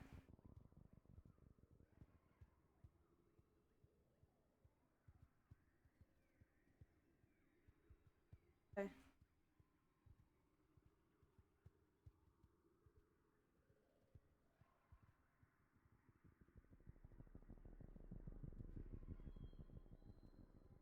Again with these little dudes.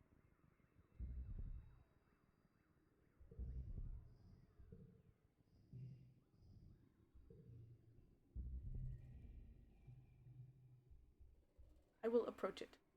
A curious freaky blocks your path. It's acting strange. It keeps scurrying up the trees and hanging upside down to get a dip at you, then dropping down when you try to pass under. It may be small, but at least it's attempting to be intimidating. That must mean something. It's not even interested in your pet, Ricky. It's interested in you. Even Shrumu looks unsure and hides behind your legs. Something wrong with this one. 2, 4. Oh,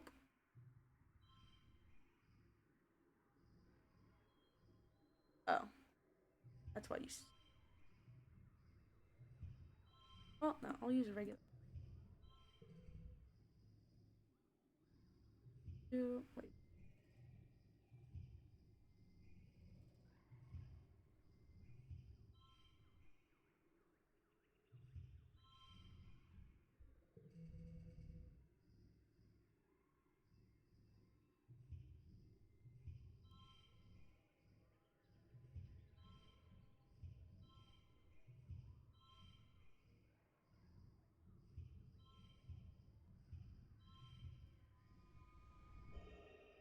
Play. Adidi.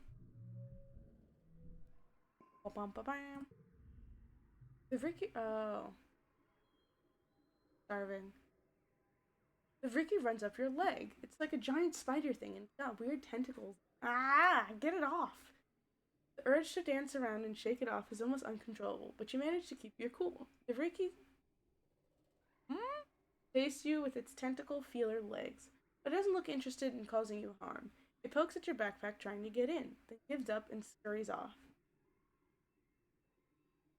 Probably something I had. You're too worn out and tired to continue. You have to go home now. But I found stuff. I did good. I did good. I did good. I think we're good. I am a hero. Late pollen. Early dust. Next month. Guys, wait. What did I have to do with it? Give me that flower.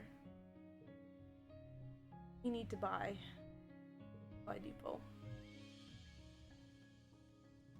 I'll buy it. Yep. Purchase. Oh, there's nothing else in here now. Oh, because the other stuff was food related.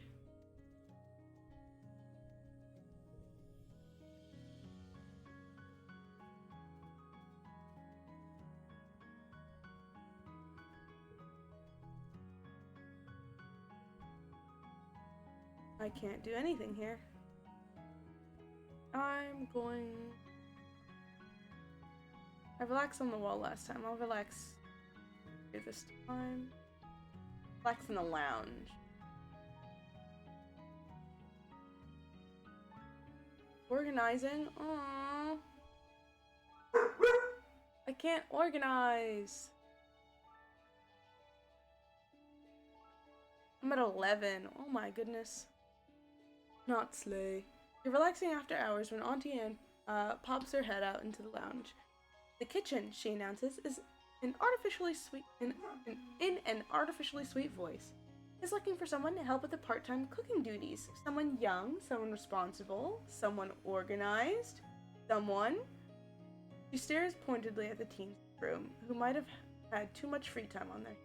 Avoid eye contact.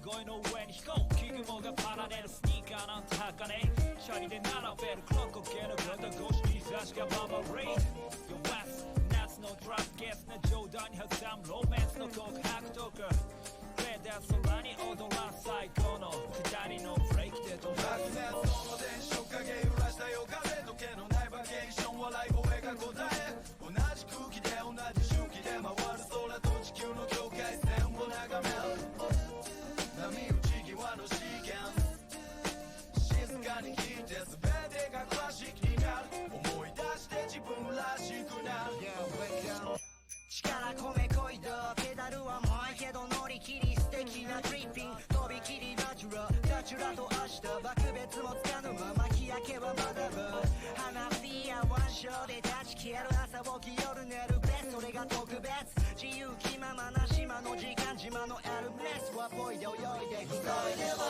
崩れ潮風と駆け抜けて裸になって受け取れば幸せあの島で急いでは崩れ潮風と駆け抜けて裸になって受け取れば幸せあの明けと抜けてからのブリーズがファリスイッチをキル現地調達のビーサンでコンビブラック防波堤にまた細けん空へのバス停の先をつなぐ太陽が点火した炎天下溶けたワックスのプランで投げ出すワン深呼吸したスモークリード吐き出す泡に酸化炭素が連なり向かう水面をメロディーのアイランド満点でリーブサイレントでのサイムサイテントで水車揺らしたゲームがリテン渦巻いて回転し星を照らす眠たいのベス急いでは崩れ潮風と駆け抜けて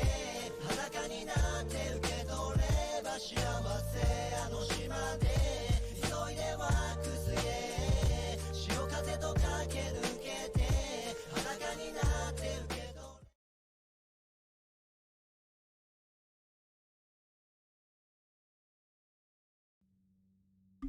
Alright, I'm back.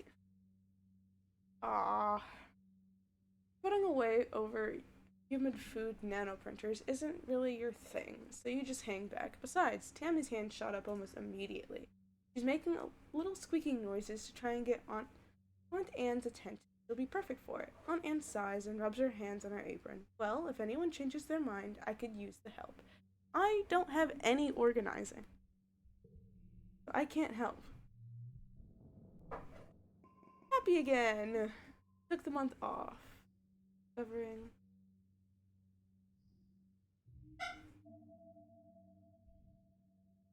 Wait. Many of those. Oh, no. If it was wondering, I would get rid of it.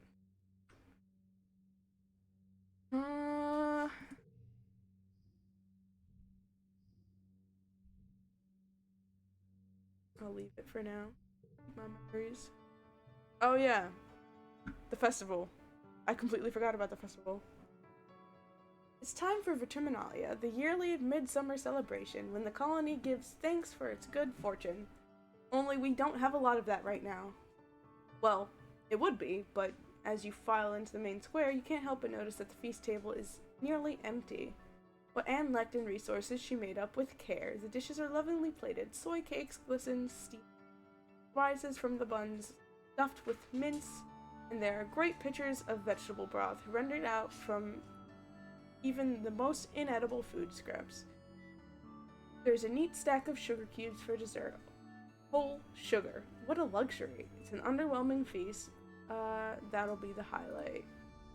Governor Edicott's welcoming speech this year is short. Her frail body trembles as she welcomes you all to Verterminalia with a dry, whispery voice. Then has to be helped off the stage. Like all of you, she's been feeling the effects of famine. Yeah, she's a little old for this. I don't know if she's gonna make it much longer, if I'm being honest. She's not too old. 85 is still not, super young either.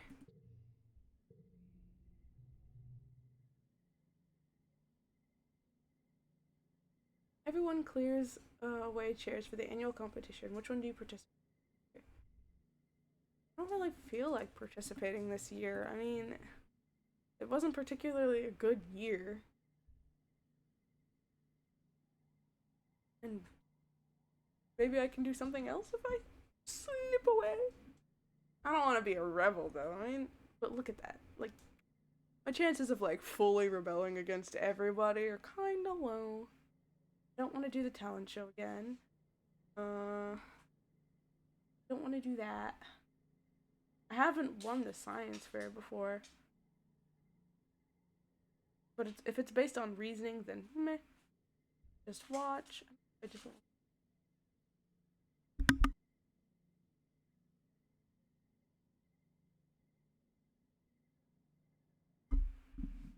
You know what? I'm not feeling it this year. How about that? Oh no. You can't imagine anything duller than running around like a little kid or wasting colony resources on a popularity contest. Too much energy to even watch it. Disgust, you leave the festival and head to the walls to sulk in your self-righteousness.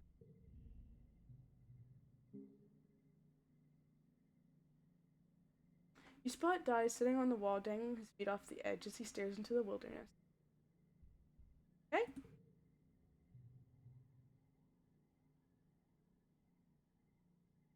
Dai frowns and looks at you. Yeah, I'm just... Whatever, he says. I'm done trying to please people.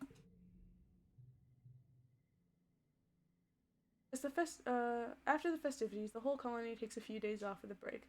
Well, except for geoponics and the foragers, and the kitchens, and everyone who uses the break from the usual work to help out in places that didn't close. Okay, it's not really a break, but you try to take it easy. Mid-dust. Okay, everything's fine.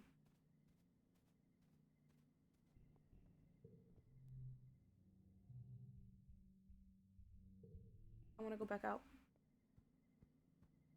Maybe I could help on the fields or something? I don't know. This. You leave the front gates and see Daz talking to one of the senior surveyors. He listens intently to their instructions. The surveyor hands him a satchel and claps him on the shoulder before walking away. Daz turns to you. Hey Artsy, he says. He hikes the satchel on his shoulder and gives you a shy smile. Kinda weird to be allowed outside the walls. Leave him alone to his work? What card would I get from that? Secret part. Cool. Remember when we used to sneak out? Dai's eyes crinkle at the corners. It was so easy to avoid Chief Surveyor Tonin, he says wistfully. He ducks his head. Bet he's dead. He was really nice to me. The weirdest thing. Daz looks up at the sky with a thoughtful look. There's this big rock in the western ridges that's almost totally flat on top. When I get near it, it makes me feel happy? He smiles. It's so strange. It's really hard to believe the first time I went there, I laid on top of it for so long, I almost missed the transport back. I know it's my job, but I haven't told anyone about it yet, he says. I don't know how to explain it, but it's almost like it wants to be kept a secret.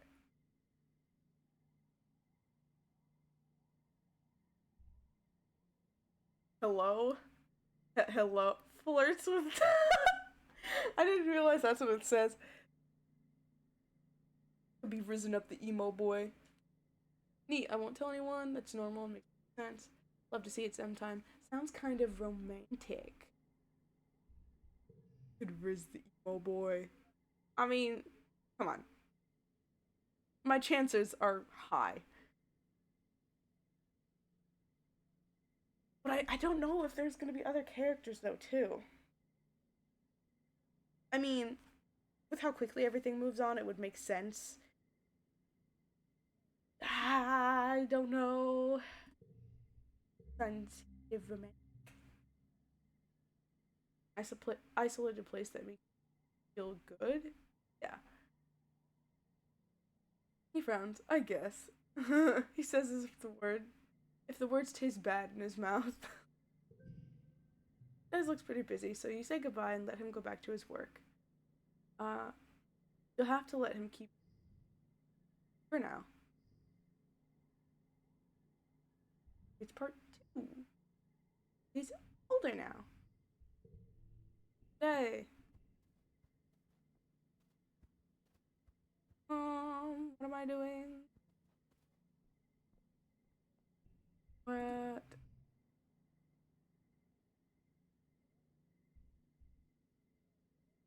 Still 14.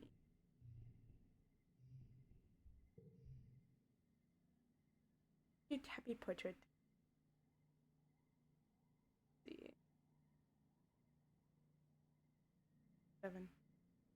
Still 7 people that I haven't seen. Go back out though. Hurt should help. Wow.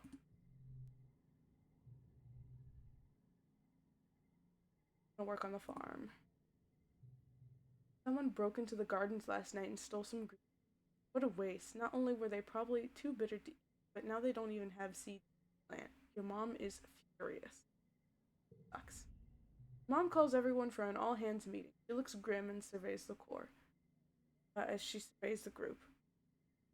Alright, farmers, listen up. Based on my projections, geoponics should have been producing 70% of the colony's food by the end of our 3rd year. It says. The rest was to be provided by stored rations and hydroponic algae greenhouses aboard the Stratospheric. The agriculturists all nod. Everyone knows where this is going. Because we lost so much of our hydroponic equipment in the wormhole incident, as well as 90% of our soil and bacteria cultures, we're nowhere near the production we get. We also had hoped to have domesticated at least one native crop, but as we found from the pixie beans last year, we have some work to do on that front. He looks at every one of you in the eyes. You're my people, my family. I'm not going to sugarcoat this for you. The colony is going to fail if we don't get a handle on agriculture production. People will die. Feel a pit in your stomach, not just from hunger. Can't imagine someone as strong as your mother just wasting away. Your mother pulls up a hollow screen outlining work plans for the season. You feel your own holopalm pulse as you receive a copy. There's so much life on this planet, your mother says, but it seems to fight us at every turn. I've sent the soil chemistry analysis to the palms courtesy of geranium. My father. The soil needs to be conditioned extensively to support earth crops. We need to cultivate more vertermian crops. In partnership with the foragers, we need to salvage what we can of hydroponics and get that up and running by the end of the year. Your mother would never stoop to be, but you can see the lines of fatigue on her eyes. It'll take a superhuman amount of work to turn this around, but it is possible, she says. We're the people who will save this colony. I believe in us and the miracles we perform here. Thank you for being here to work. Now let's get out there. It's work. You play the recording of the squeaking bounce weasels for your mom and Cal. Sure this is going to work? She asks when it's done. It sounds annoying. Swear it'll work. You saw it while you were exploring. It might not sound like much, but the huge Dorbs mouse are terrified of these little bounce weasels hunting calls, and with good reason. I did it!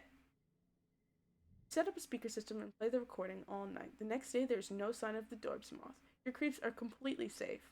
I think it worked, Cal says, sounding really artsy. You're a genius. I know I am. Let's go. I'm getting so good at this. You're just glad that all your hard work isn't going to feeding those pesky moths anymore. More food for the colony. I'm doing it. Oh wait.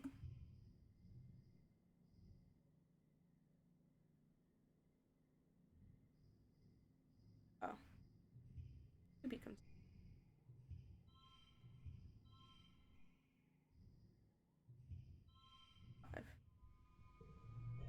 I win. I did it. Alright. Late dust. Okay. Fine.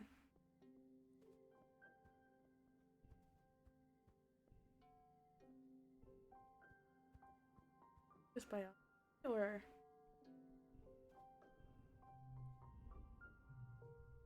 Foraging feels like it's better. 6 events remaining. 4 collectibles remaining. Boss event remaining. I'm foraging. I don't know what that's about, but I'm going out there. I don't have to. If I could just. How do I get over there? Oh, I can just go through it.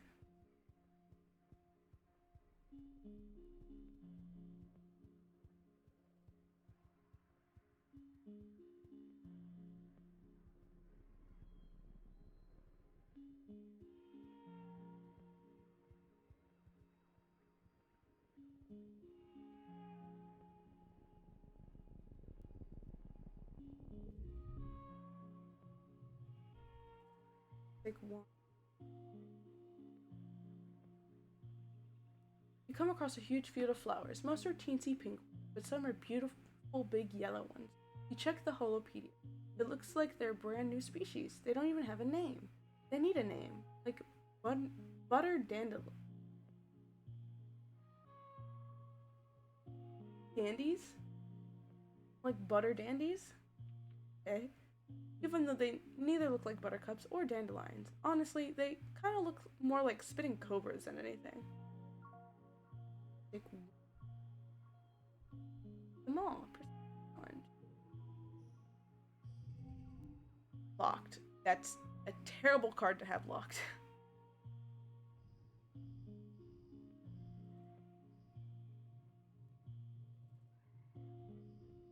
Hate that. Ooh, shoot. I should have switched my thing.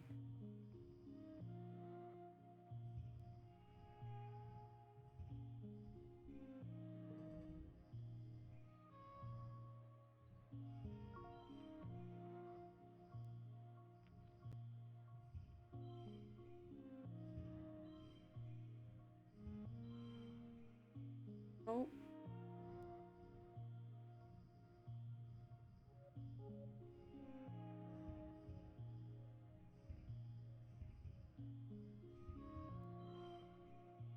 Little one. Yeah, no.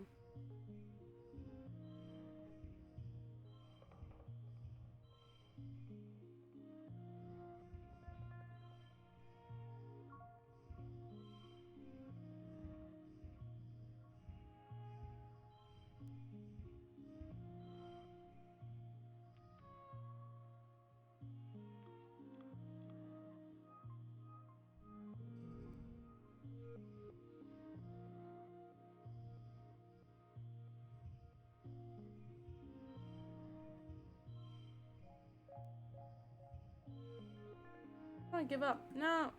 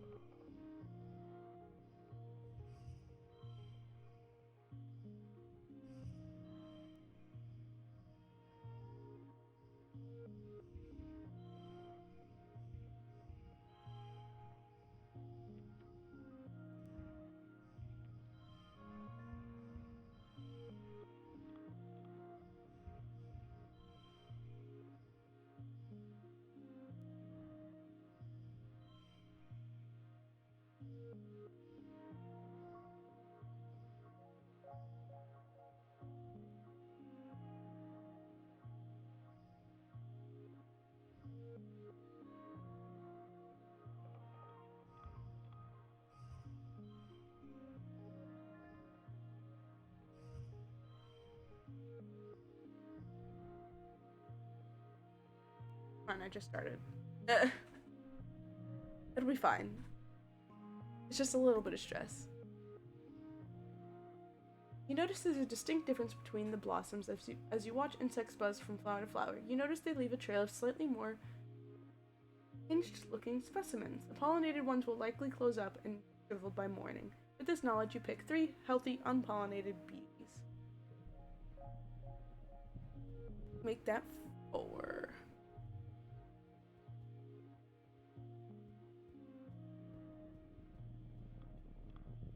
Main event, right there. I see it. Perfect. What? Animals 40 or greater. At 20 or greater. I wish I could have done some. Oh, now I feel bad. Oh. Go back. Dang it. When was the last save? Us.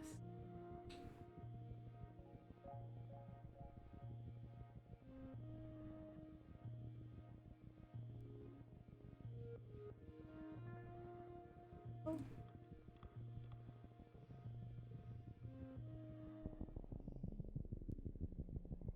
Okay.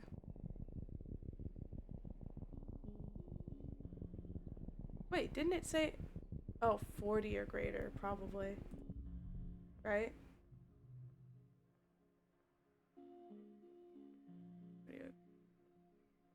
Oh my god, wait.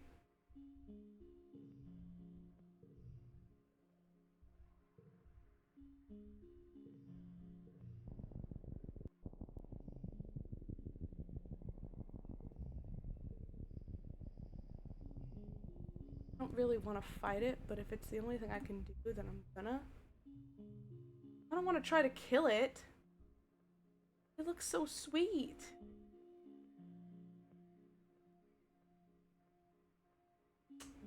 I wish I was better with it. Bristlebrug is rooting around the underbush. It's like a little porcupine with no legs. Well, little is relative. It comes up to your waist, and it must be at least 100 kilograms. You've seen a few of these up at Geoponics. They're easy to catch. Their spines and berries naturally fall off, are edible, chewy, a renewable source kind of food, kind of like jerky. Maybe you could catch this one? I want to catch it. I do. But I can't.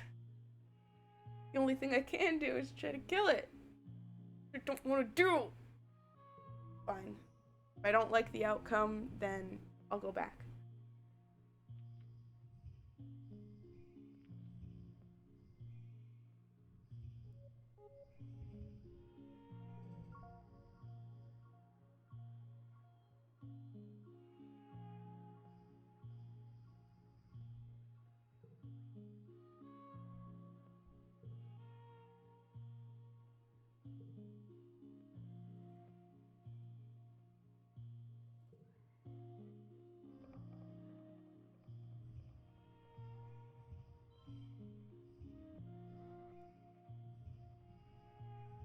Oh, wait. Hi.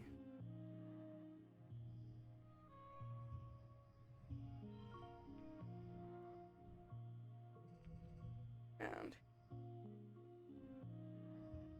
plus.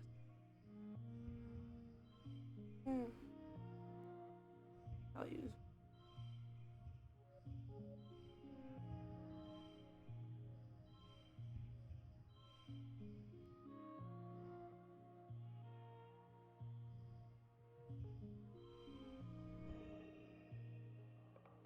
Cool.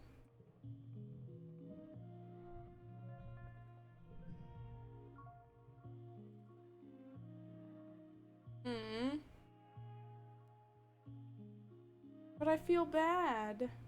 Colony food. Becoming a carnivore. Feel bad. It's so cute looking. Anyways, food for the colony. But you're alone, exploring an unmapped area of the Valley of Vertigo. The pollen is thick here, and your air filter is overworked. A warning light has been flashing orange for the last 10 minutes. But there are plants here that you've never seen before. Flowers with an intense rainbow hues and strange lumps of fungal matter, which pulse as if they're breathing. You cut some samples. Utopia will totally give you an extra kudos for these.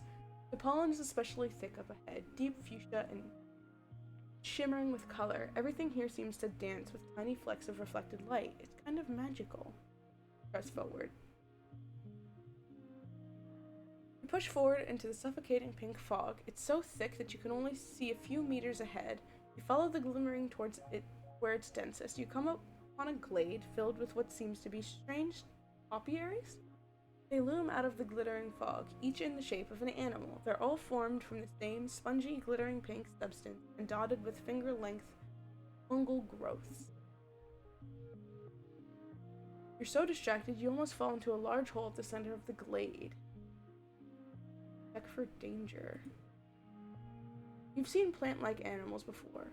Are these topiaries actually predators waiting for you to get close? You watch them carefully from the edge of the glade. They're completely still, not breathing. There's no signs of life. Good. Your envirosuit beeps a warning. Take a sample of the fungus. As you bend down, you take a sample. You realize the dense, shining haze is coming from the topiaries, the fog seeping out the holes and end of each fungal growth. You break off a few of its growths and into a collection vial. You remember helping Tang for extra credit in biology class. She said that Shimmer, the seasonal illness that affects your dad, and pollen, is some kind of colonizing fungal growth. Could this be related? Your envirosuit beeps a louder warning.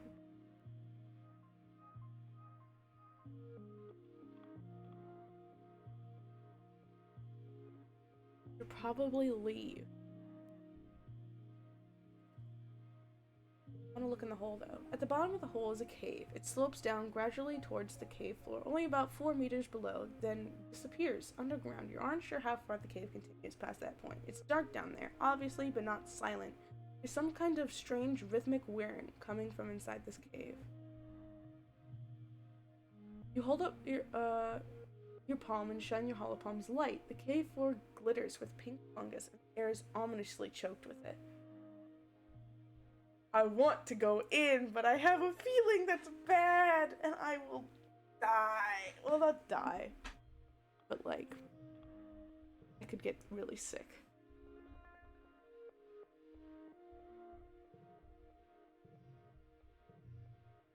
We're gonna do that, and we're gonna go in the hole. Climb into the hole. You make your way down the gentle slope towards the cave. The thick, shimmering pollen makes it hard to see, farther than your hand. The 3 glowing vats set into the floor like neon hot tubs, an old-fashioned mechanical interface set into the cave wall. The reflecting glow from the vats flickers into the cave ceiling, ghost-like and beautiful. You feel a strong urge to take off your mask and stay a while.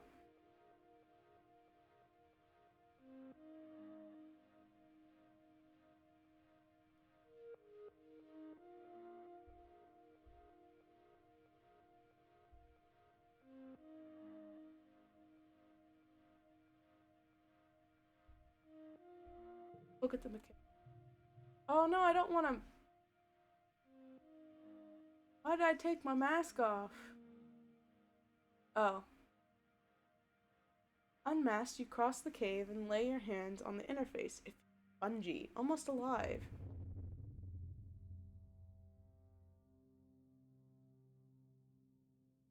That's not good. Instantly, you can feel your mind blasted open by everything, all at once, as if thousands of pairs of eyes turn their terrible gaze upon you. You're thrown back by the shock, which brings you to your senses with a snap. The pollen! Sparkling dust feels like tiny knives in your sinuses, heavy and choking pain in your lungs. Why did you take your mask off? Slap your suit helmet back on to see light flashing red, indicating filter overload. You lurch out of the cave and back towards the checkpoint, barely able to breathe. You know that you need to get out of here, but a small part of you wants to go back down there and stay in this glade forever. Hell no! As you near the checkpoint, Utopia runs out to help you. You instinctively turn back, unthinking, wanting to return to the fog, those strange statues. Collapse in our arms.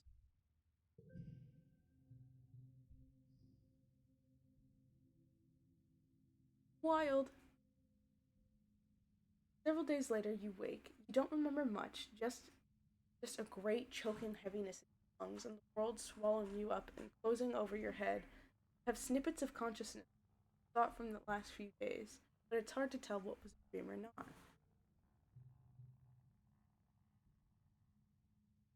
Your toughness is down by 5.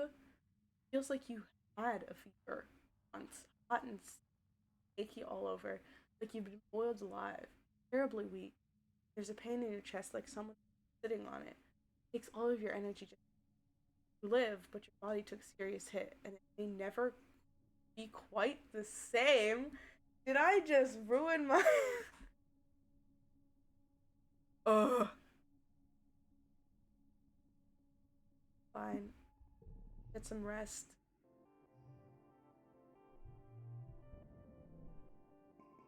I got stuff, guys. Helpful. Early wet. Let's see, how long have I been streaming? Oh, it's only been 2 hours. Add. Uh-oh.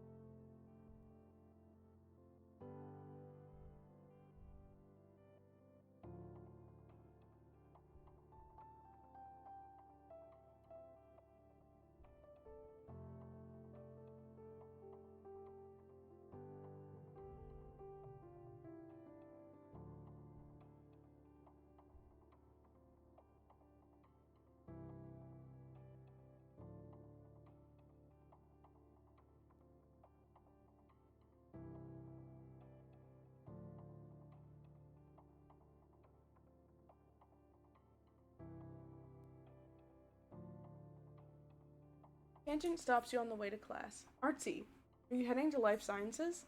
Good, I could use your help with something actually. I'm working with Chief Engineer Instance in the biolab. If you give me a hand with it, I'm sure she'll give you credit for the class. Of course I'll help. Honestly. Oh my goodness, lady.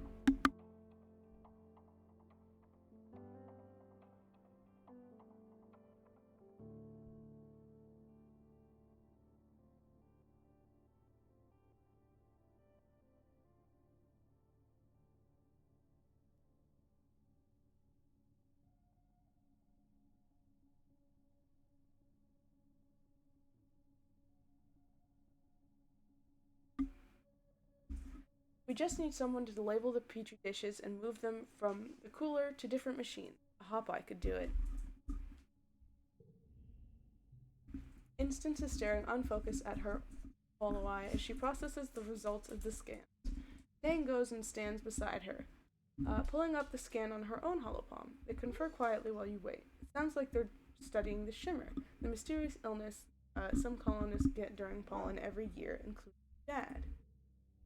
Instance looks up at you, as if just noticing your existence.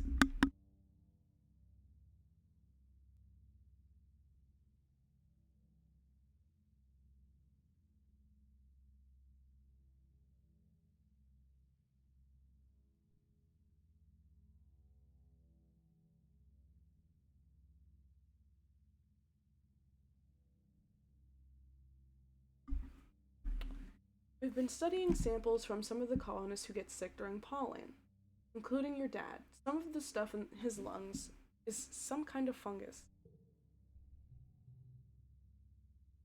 We think shimmer is a form of reproduction.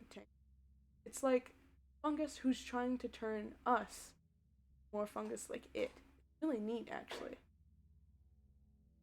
More like creepifying. You sound like you like the fungus. Yeah, neat. You spend the rest of the week helping them study the illness. Mostly this involves following instructions and doing as Tang loves to repeat, jobs a hop-eye could do. Nothing beats hand-on experience, though. This would be easier if we had an actual sample of the fungus.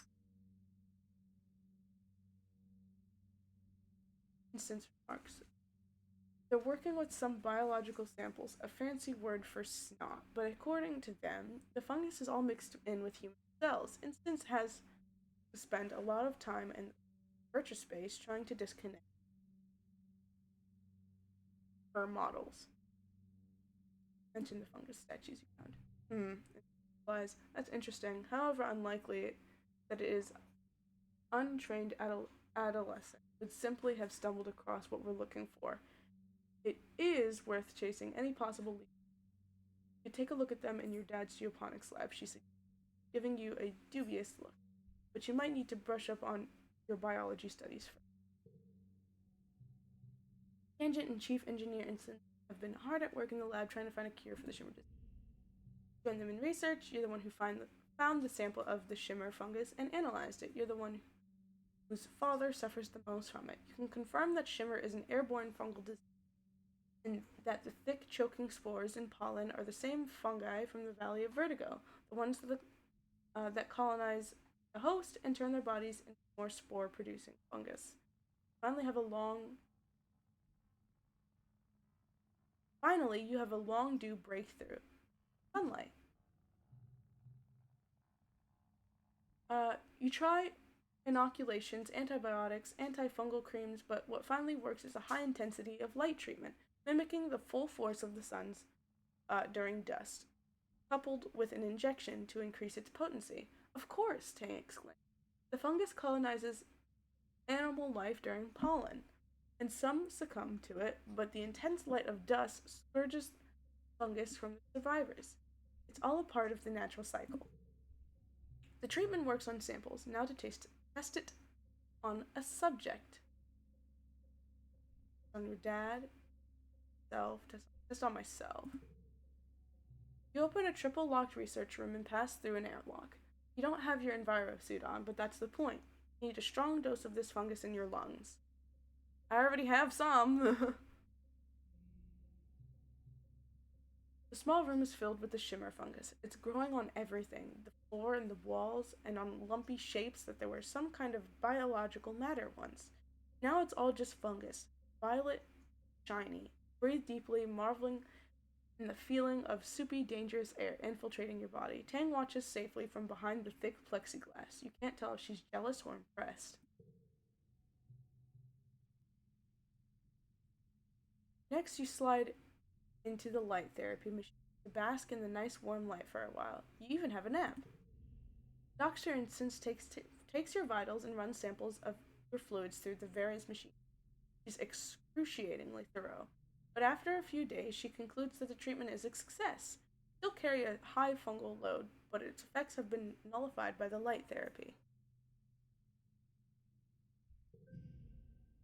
I did it! I found the cure! Remarkable, Instance says. Going over your findings. Now that we have a frontline therapy, we can begin treating the population to prevent the fungus from taking a hold. Aditi. He looks over at Tang. Archie's discovery will be of great help with our other research. You expect Tangent might be cross that you got the credit, but she nods, looking pleased. You're just thankful that no one was killed, not your father or anyone else. The colony is safe from the shimmer. I did it! No one will get sick due to shimmer! Alright, so I saved my dad. I saved Tammy. I think I saved Calm? Question mark? There's still more time for that, so I don't know. What?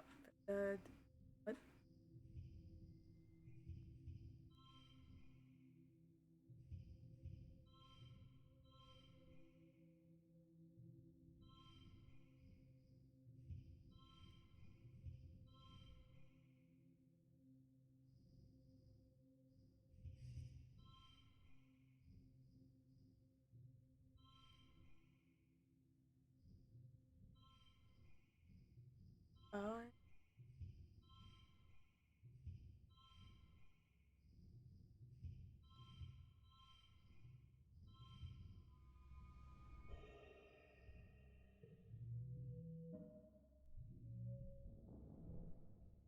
I did it. Hella stressed though. Fine. Mid-wet. What? Oh! My biology is insane! Collectibles respawn faster and more slots are filled. What?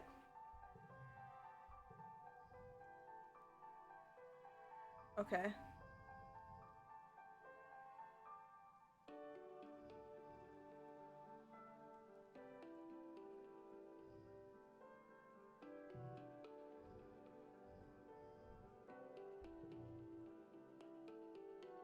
I'm going to press here.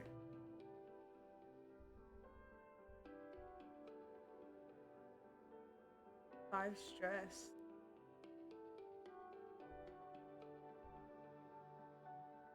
That's a lot of creativity. I need to relax though.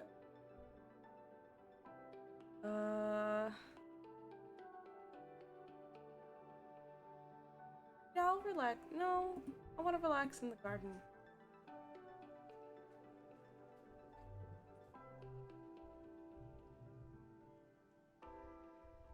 Relax in the park. You go grab a wheelbarrow from the barn where Cal keeps his pet dilly pillar. You find Cal standing over an empty trunk. Socks is nowhere to be seen. Oh, that's right. I forgot about Socks. Dang it. What happened to Socks? Cal sniffles as he wipes his face before turning to you. She's gone. Mumbles. I came in to see if she would eat some cornbread and she's gone. Look, there's a hole in her box and everything, says, gesturing to the trunk. Sure enough, it looks like Socks must have chewed her way out. Aww. Belle's on the verge of tears again. She doesn't know how to survive on her own, he wails. What if she starves? What if something eats her? What if she's scared? It was dangerous. I'm glad she's gone. It wasn't safe for her here. It probably wasn't safe for her here. She was getting really big, Cal mumbles, rubbing his eyes. She was probably gonna get found anyway. He closes the lid of the box and rests his head against it. So sorry, little girl, he whispers. I tried. I really did. I'll miss you so much. Aww. Little guy.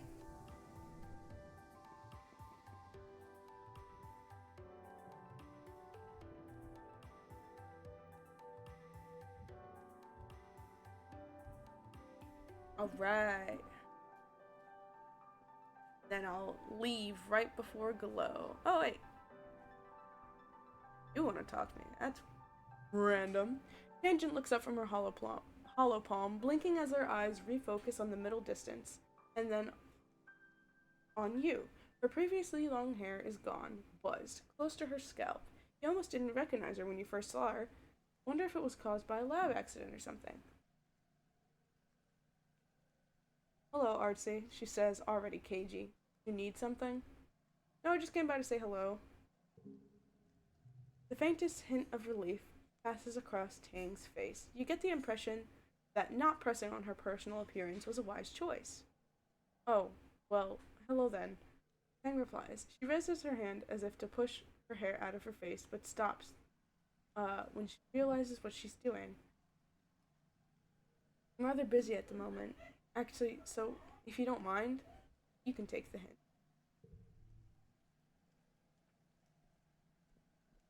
I want to know, I genuinely want to know. Okay. Oh, combat training. Do combat training. No, not you.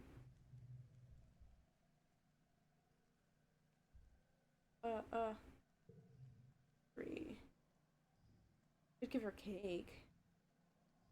Good, right? Oh, right.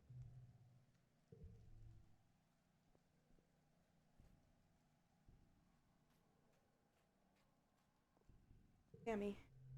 Hello, Tammy. Okay.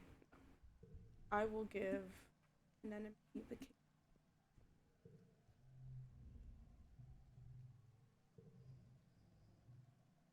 Wait, no. Oh, wait, no. Fine. I'll save it, because I don't know. Scout duty. No. Bench.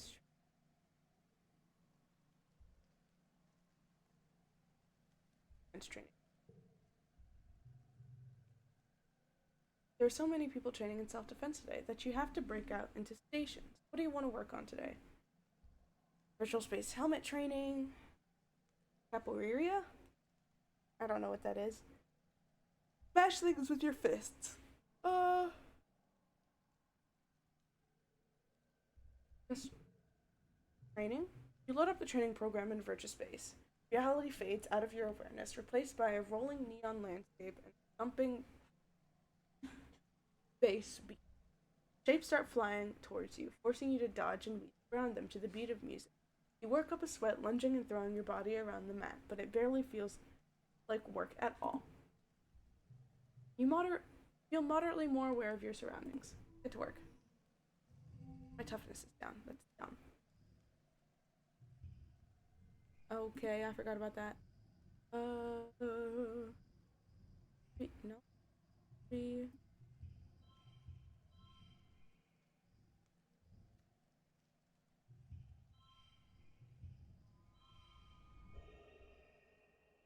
Win.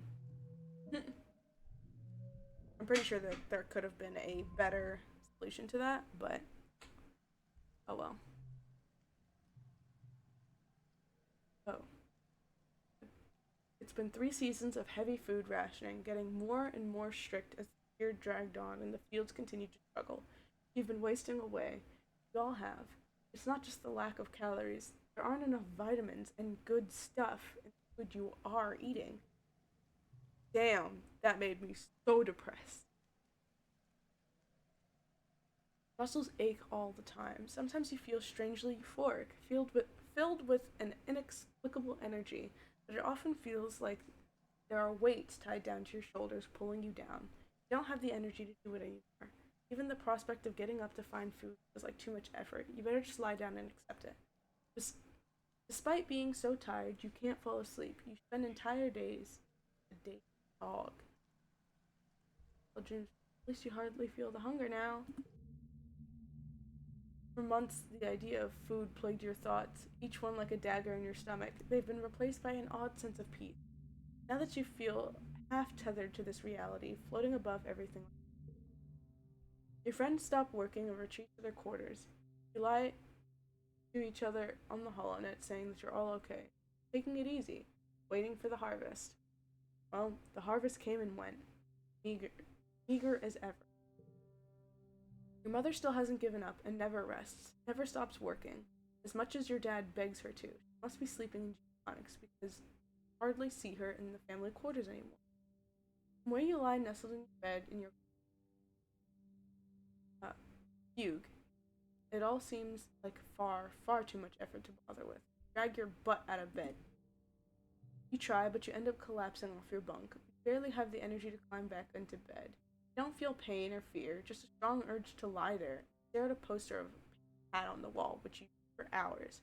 You're pretty sure that behind those yellow disc eyes, trying to tell you something about the nature of the universe, the cycles of space and time. You been here before, or is this the first time?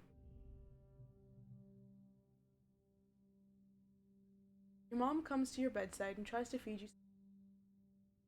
She looks like hell, sallow-eyed and gaunt, but she refused to stop working.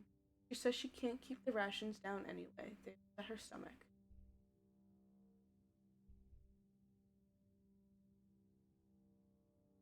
All of it's not. I don't want to take it because she's so tired. My toughness is down by so much.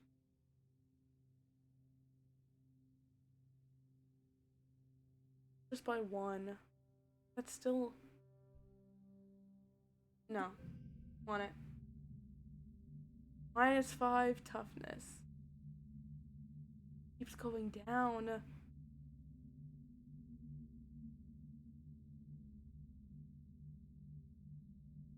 Ugh. Yikes. Too weak to protest anymore. Eventually accept the extra. It's a relief when your head clears and you can walk again. Your mother still refuses to rest. Both your parents feel responsible for your family, but as head of geoponics, your mom takes it personally. When skipping meals, relying on water-pressed soy bar rations, just enough calories to keep your body moving, but not enough to stay healthy. Yet she never lets up, working herself to the bone, barely even sleeping, increasingly sallow-eyed and gaunt.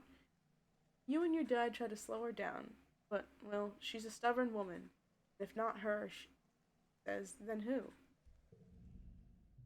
You and your dad are in the lounge, slowly sipping your vegetable broth when at the doors.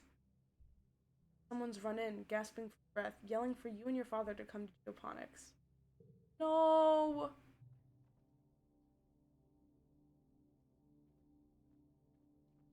You run away. No!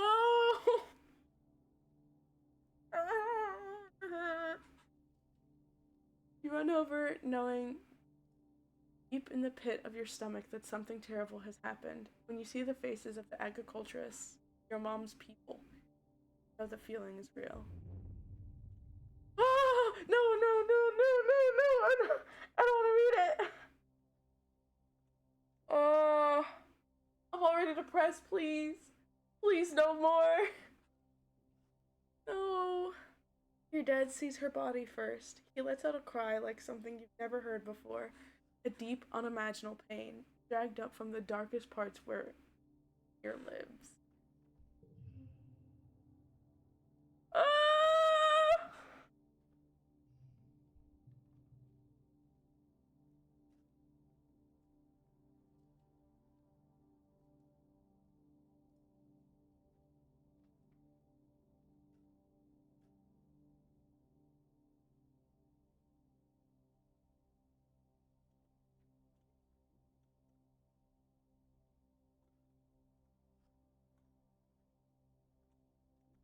Your dad falls to his knees beside the frail body of your mother. He pulls her into his arms and sobs, wretched and agonized. God damn! Ugh! I'm about to start crying again. The fuck? Stop doing that!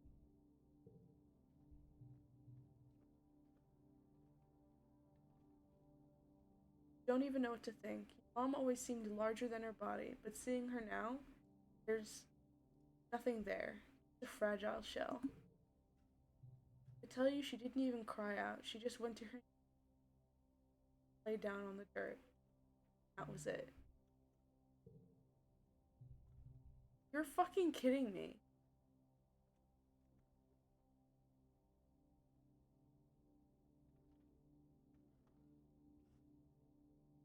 Gone.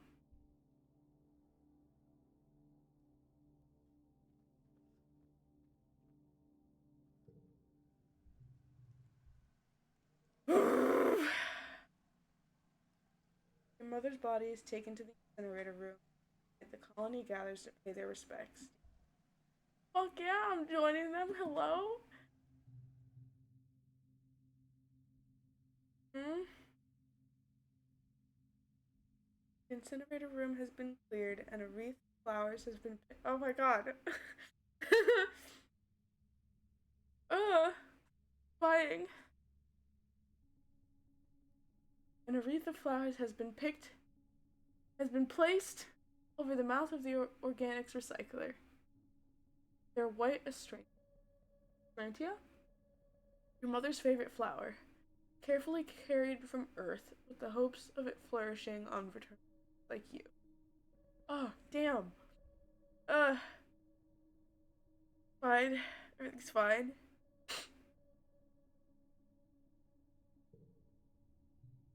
You stand with your father and Aunt Anne. Petticott and the rest of the council are here as well, including Rhett. Surprised to see tears rolling down his face. Such a hard ass in the garrison. Hal is here with all their agriculturists. The rest of the colony waits for. Oh my fucking Christ! Jesus! Stop! The rest of the colony waits in the canteen to offer their condolences after the service. Oh my god! Governor Petticott gives the eulogy. As a colony, we share our blessing, and solemnly. However, today, in sad company, we gather to share the burden of our grief. Fluorescent was born on Earth, but she's more than many of us exemplified in the spirit of our endeavor to bring life to beyond the stars. She bore life, not only in her body, but bringing it forth from the ground she so faithfully attended. This is so fucking stupid.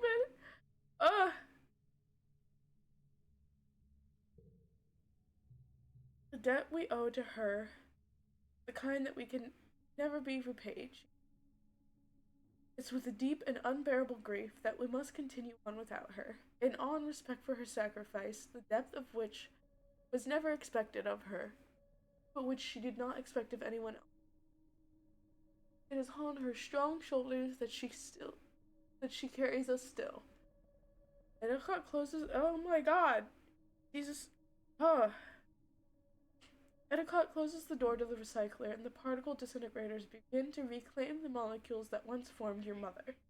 Oh my God. Your father squeezes your shoulder, making a small choked-off noise of pain. Uh,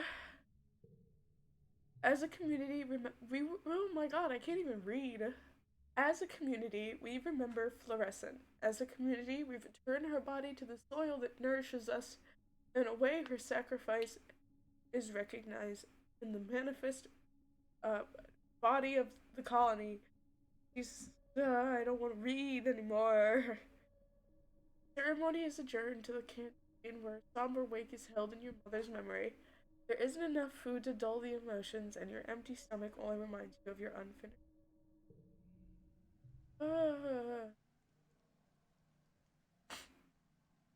I can't do anything in the month. I'm too depressed to fucking do anything, which is.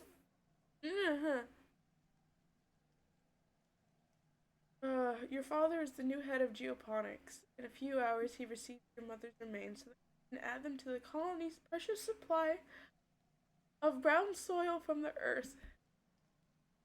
You touch the cool lid of the container, marveling that your mother could fit in such a small box. Jesus. You don't have to be okay, your dad says quietly. His voice is thick with emotion. I know I'm not. I have to keep going where she left off. But if you can, you should take some. I have no choice.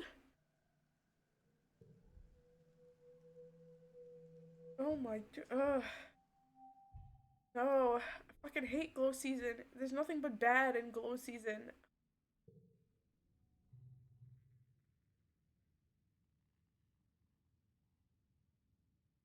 The prospect of just going back to work life like everything is normal is much to handle. The sun dips below the horizon. Fall begins. I end up spending the whole month alternating sleeping, rolling the hall, staring into space. It's restful, at least. A few days after the funeral, surveyors return an unexpected bounty from the Valley of Vertigo. It's enough to survive another month. Till the new year, maybe. Rationing. The colony will continue long, but without your mother. Again? My god. The roar wakes you. It would wake the dead. It shakes the walls, rumbles through the ship's hull, and makes your heart skip a beat. You're paralyzed by a sudden clench of fear. Through your porthole window, you hear metal screeching, then people shouting, then another roar. Gosh, my toughness went down by so much.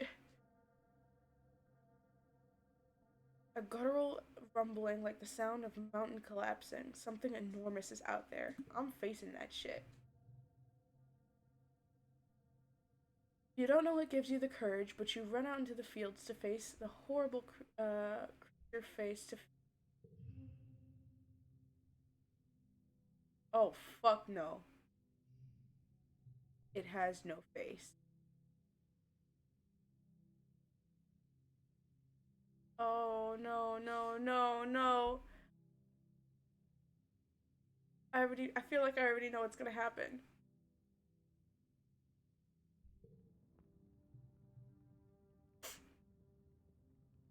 You know, in place of a face or even a head, its body just unzips, revealing a mess of writhing pink tentacles and blinking eyes pocked with jagged asymmetrical teeth.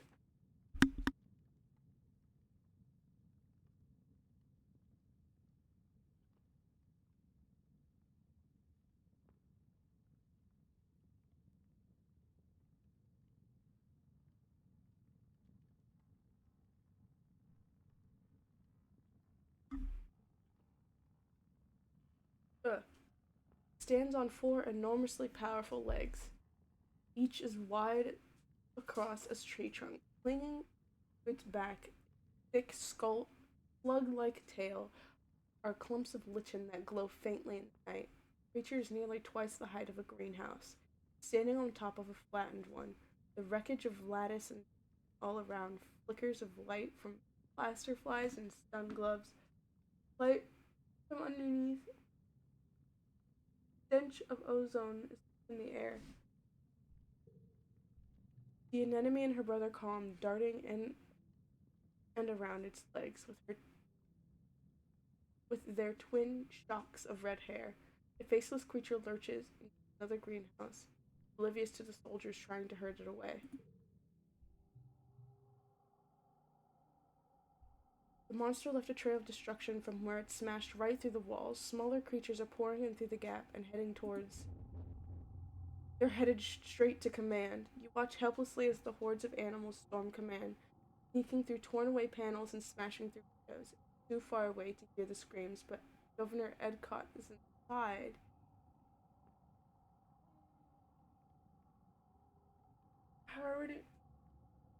I already know Governor Edcott was not gonna make it considering how frail she is now. But like I really don't want like it's help the two of them or help one of them, and I feel like I should help them because if I don't know. I'll help them.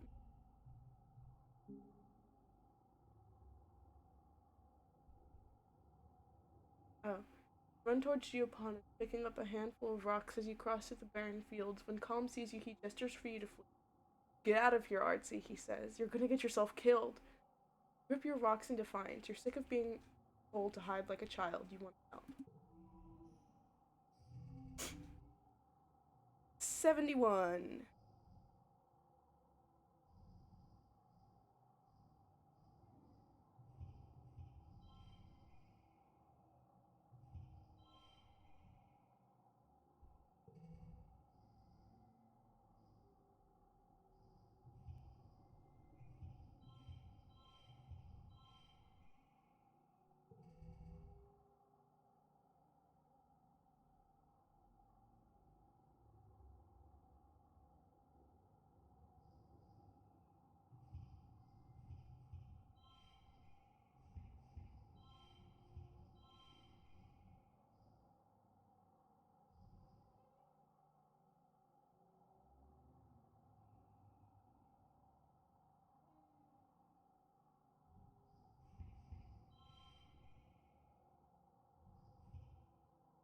Oh.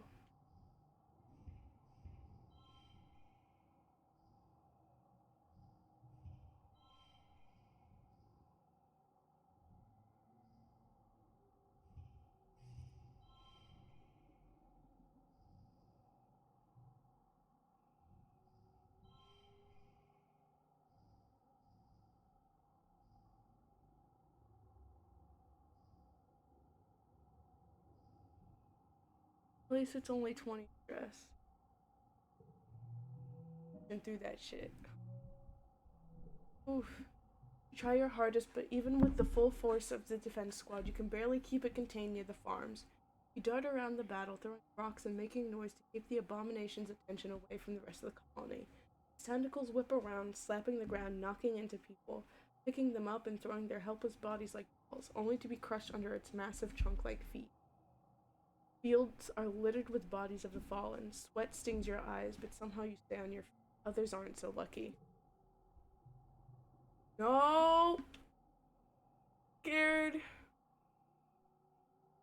Artsy, watch out! Calm cries out, and just as you look up in time to dodge the wet slap of attack, tripping over the body and sprawling the dirt, to the dirt yourself. Faceless makes a horrible noise inside its craw, flecking you with spittle as it guts liquefy. As your guts liquefy from the near miss, you're close enough to feel the sick heat radiating off of it. It doesn't have a face, but you realize with horror that it sees you. The beam of a plaster fire arcs across her head. The faceless roars again, and terrible. No, stop. To calm. You scream and uselessly cover your head as it lumbers over you. As you scramble to your feet, you go to. No, no, no, no, no, no, no, no. Bro! As you scramble to your feet, you see Calm go flying through the air. He lands a few meters away with a sickeningly wet crunch. Fuck! Oh! No! An enemy cries in horror as she runs to Calm's side, but it's too late. His body is bent in an unnatural angle, his eyes open, face frozen, stupefied terror. He looks unreal, like a wax mannequin, just gone, like that.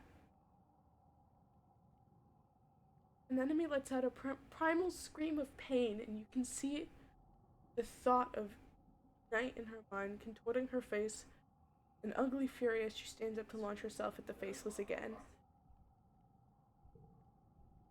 You grab her arm and she yells at you in wordless rage before collapsing to her knees. Her body overcomes and sobbing like the scared teenager she is. You can only stand and watch.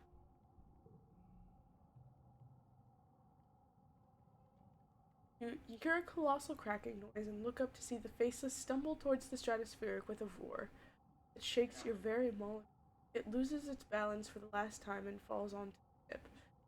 Metal screams as the ship buckles and gives away. Whole pieces of the quarter's wings shear off as your home opens like a tin can, spilling its contents into the square.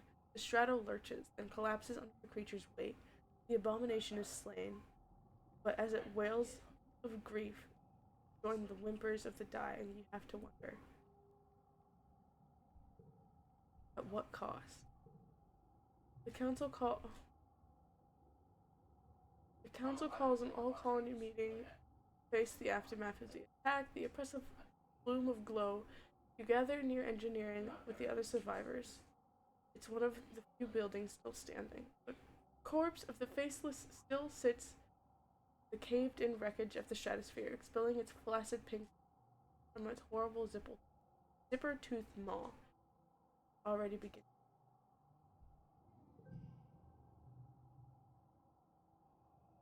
Mind keeps replaying that terrible moment, the faceless rearing up and obscuring the sky, an enemy and her brother looking so small before it.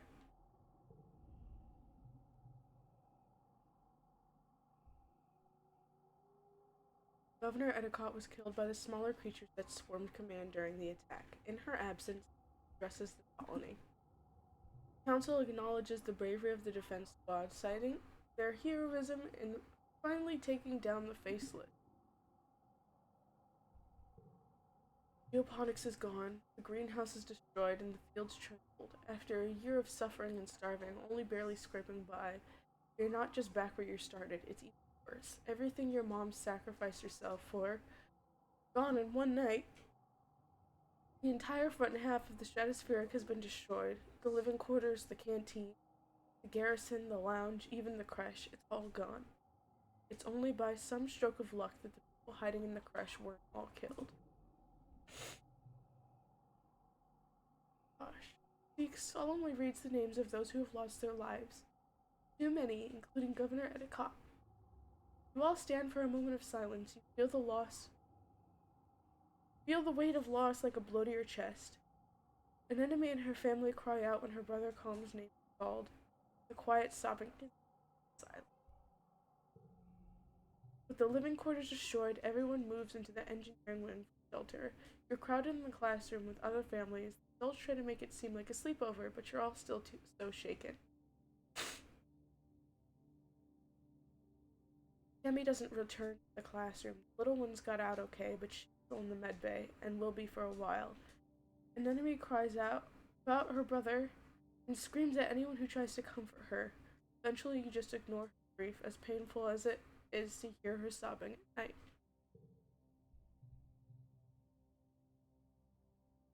You feel like you've been awake for days and you'll never fully sleep again.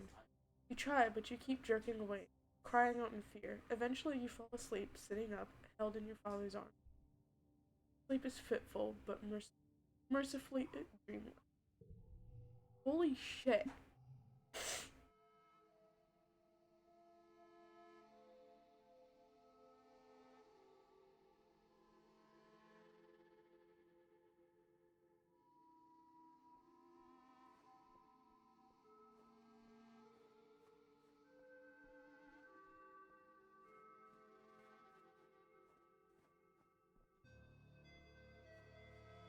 Music's changed and everything. What do you even do? There's like...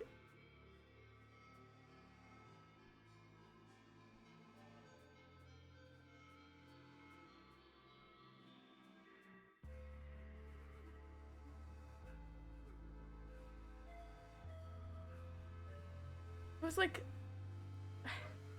They killed, like, everyone.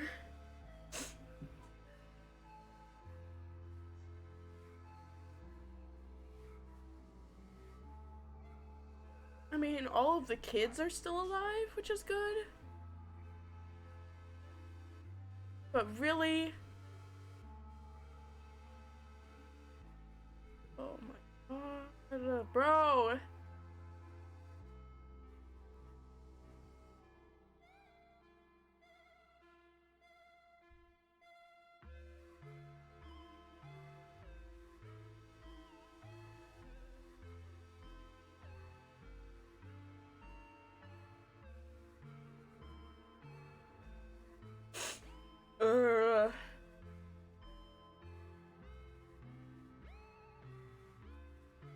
Man, fuck this game.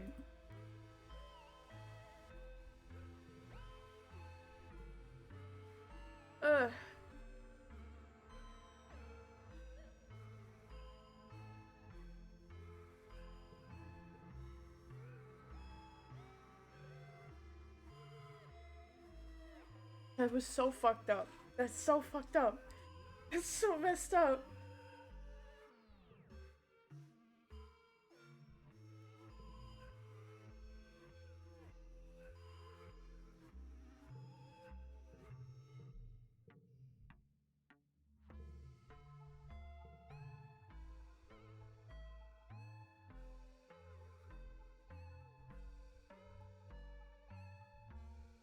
Like there's like I'm pretty sure there's like zero way to avoid that. The attack anyways, but like there has to have been a way to stop this. Right? Maybe if I went out more?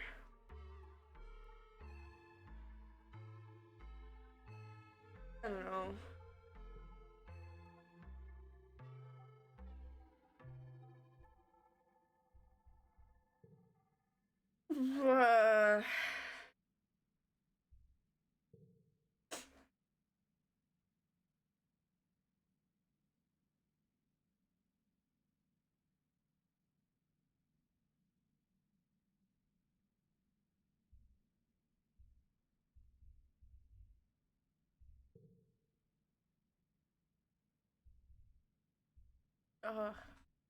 What? That's dumb. Wake up again? Hate you?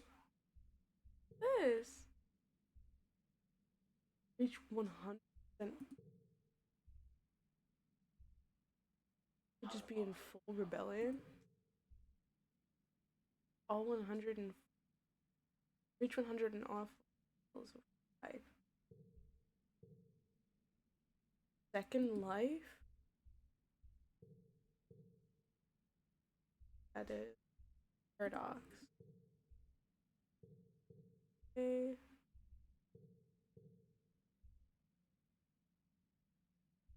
Loyalty. Every possible.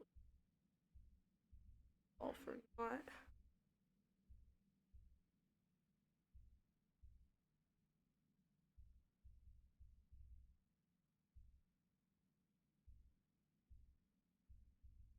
I don't know who Rex is. I also don't know who me or Vase or Sim. There are. There might Or pets. I only have surveyor. Okay, so there's a way for him to live. There's a way for us to not starve. His little tomato helped Tangent cure the shimmer disease. At least my dad isn't dead. I spent so much time trying to focus on the shimmer disease and to save my dad that I didn't go out and look for more food for the colony, and I didn't work on the farm as much because I was going out and trying to find a cure. I thought I could do it all at once.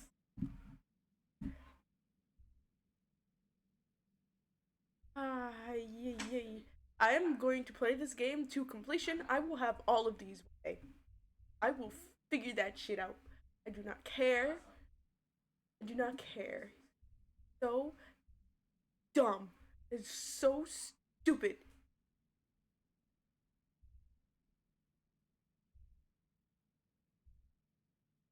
Fucking. There are so many endings. Anyways, this is where I'm gonna leave it.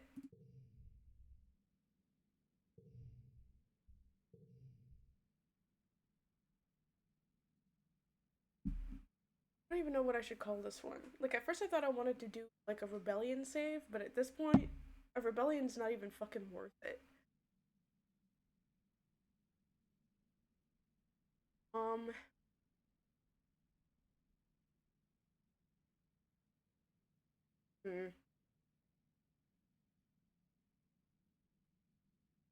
Trauma. That's what this is. I'm traumatized.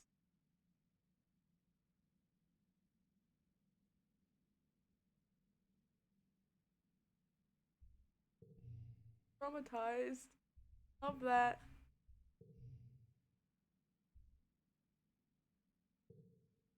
Um...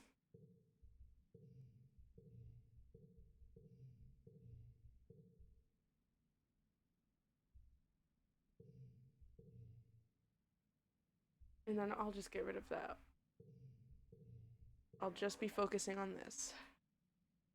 Since I'm gonna be replaying it anyways. I won't stream me replaying it. But yeah. I'm very upset. And part of me wants to know if there's a way where Calm doesn't die as well as my mother, cause I didn't think she was going to die.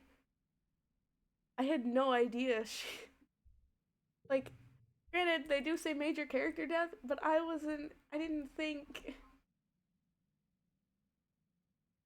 that she would die right away. Why? Whatever. It's not fine. It's whatever. Very much so. Whatever.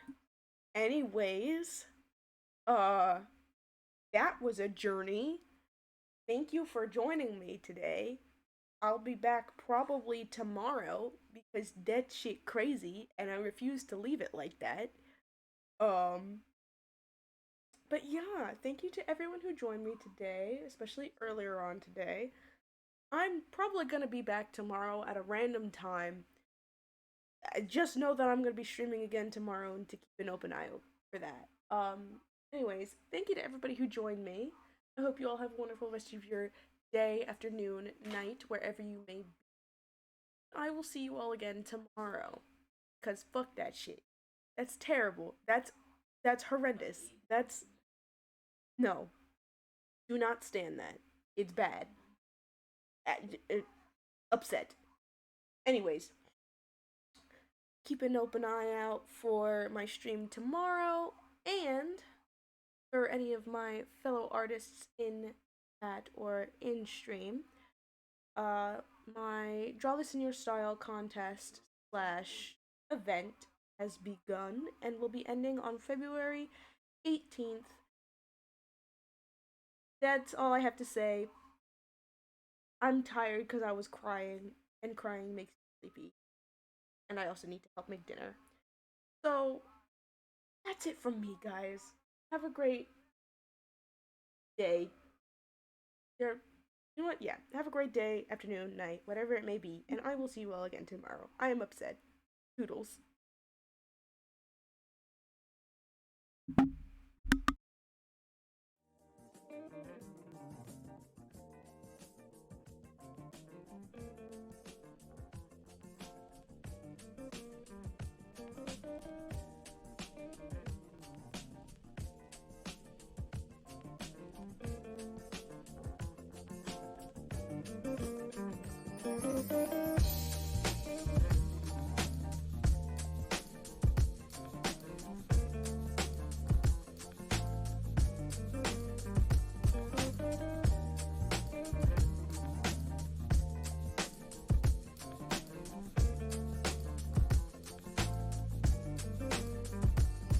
何も決めずに行こう It's like home sweet home 笑い声の上に飛行機雲がパラレルスニーカーなんて履かねえシャリで並べるクロコ系の肩越し日差しがババレイ Your West 夏のトラップゲスな冗談に挟むロマンスの告白トークプレダー空に踊らす最高の下りのブレイクで飛ばす白熱の電車影揺らしたよ風時計のないバケーション笑い声が答え同じ空気で同じ周期で回る空と地球の境界線を眺める波打ち際のシーケンス静かに聞いて全てがクラシックになる思い出して自分らしくなる力込めこいだペダルは前けど乗り切り素敵なトリッピングとびきりナチュラと明日幕別もつかぬまま日焼けは学ぶ花火やワンショーで断ち消える朝起き夜寝るベスそれが特別自由気ままな島の時間島のエルメスはポイで泳いで急いでは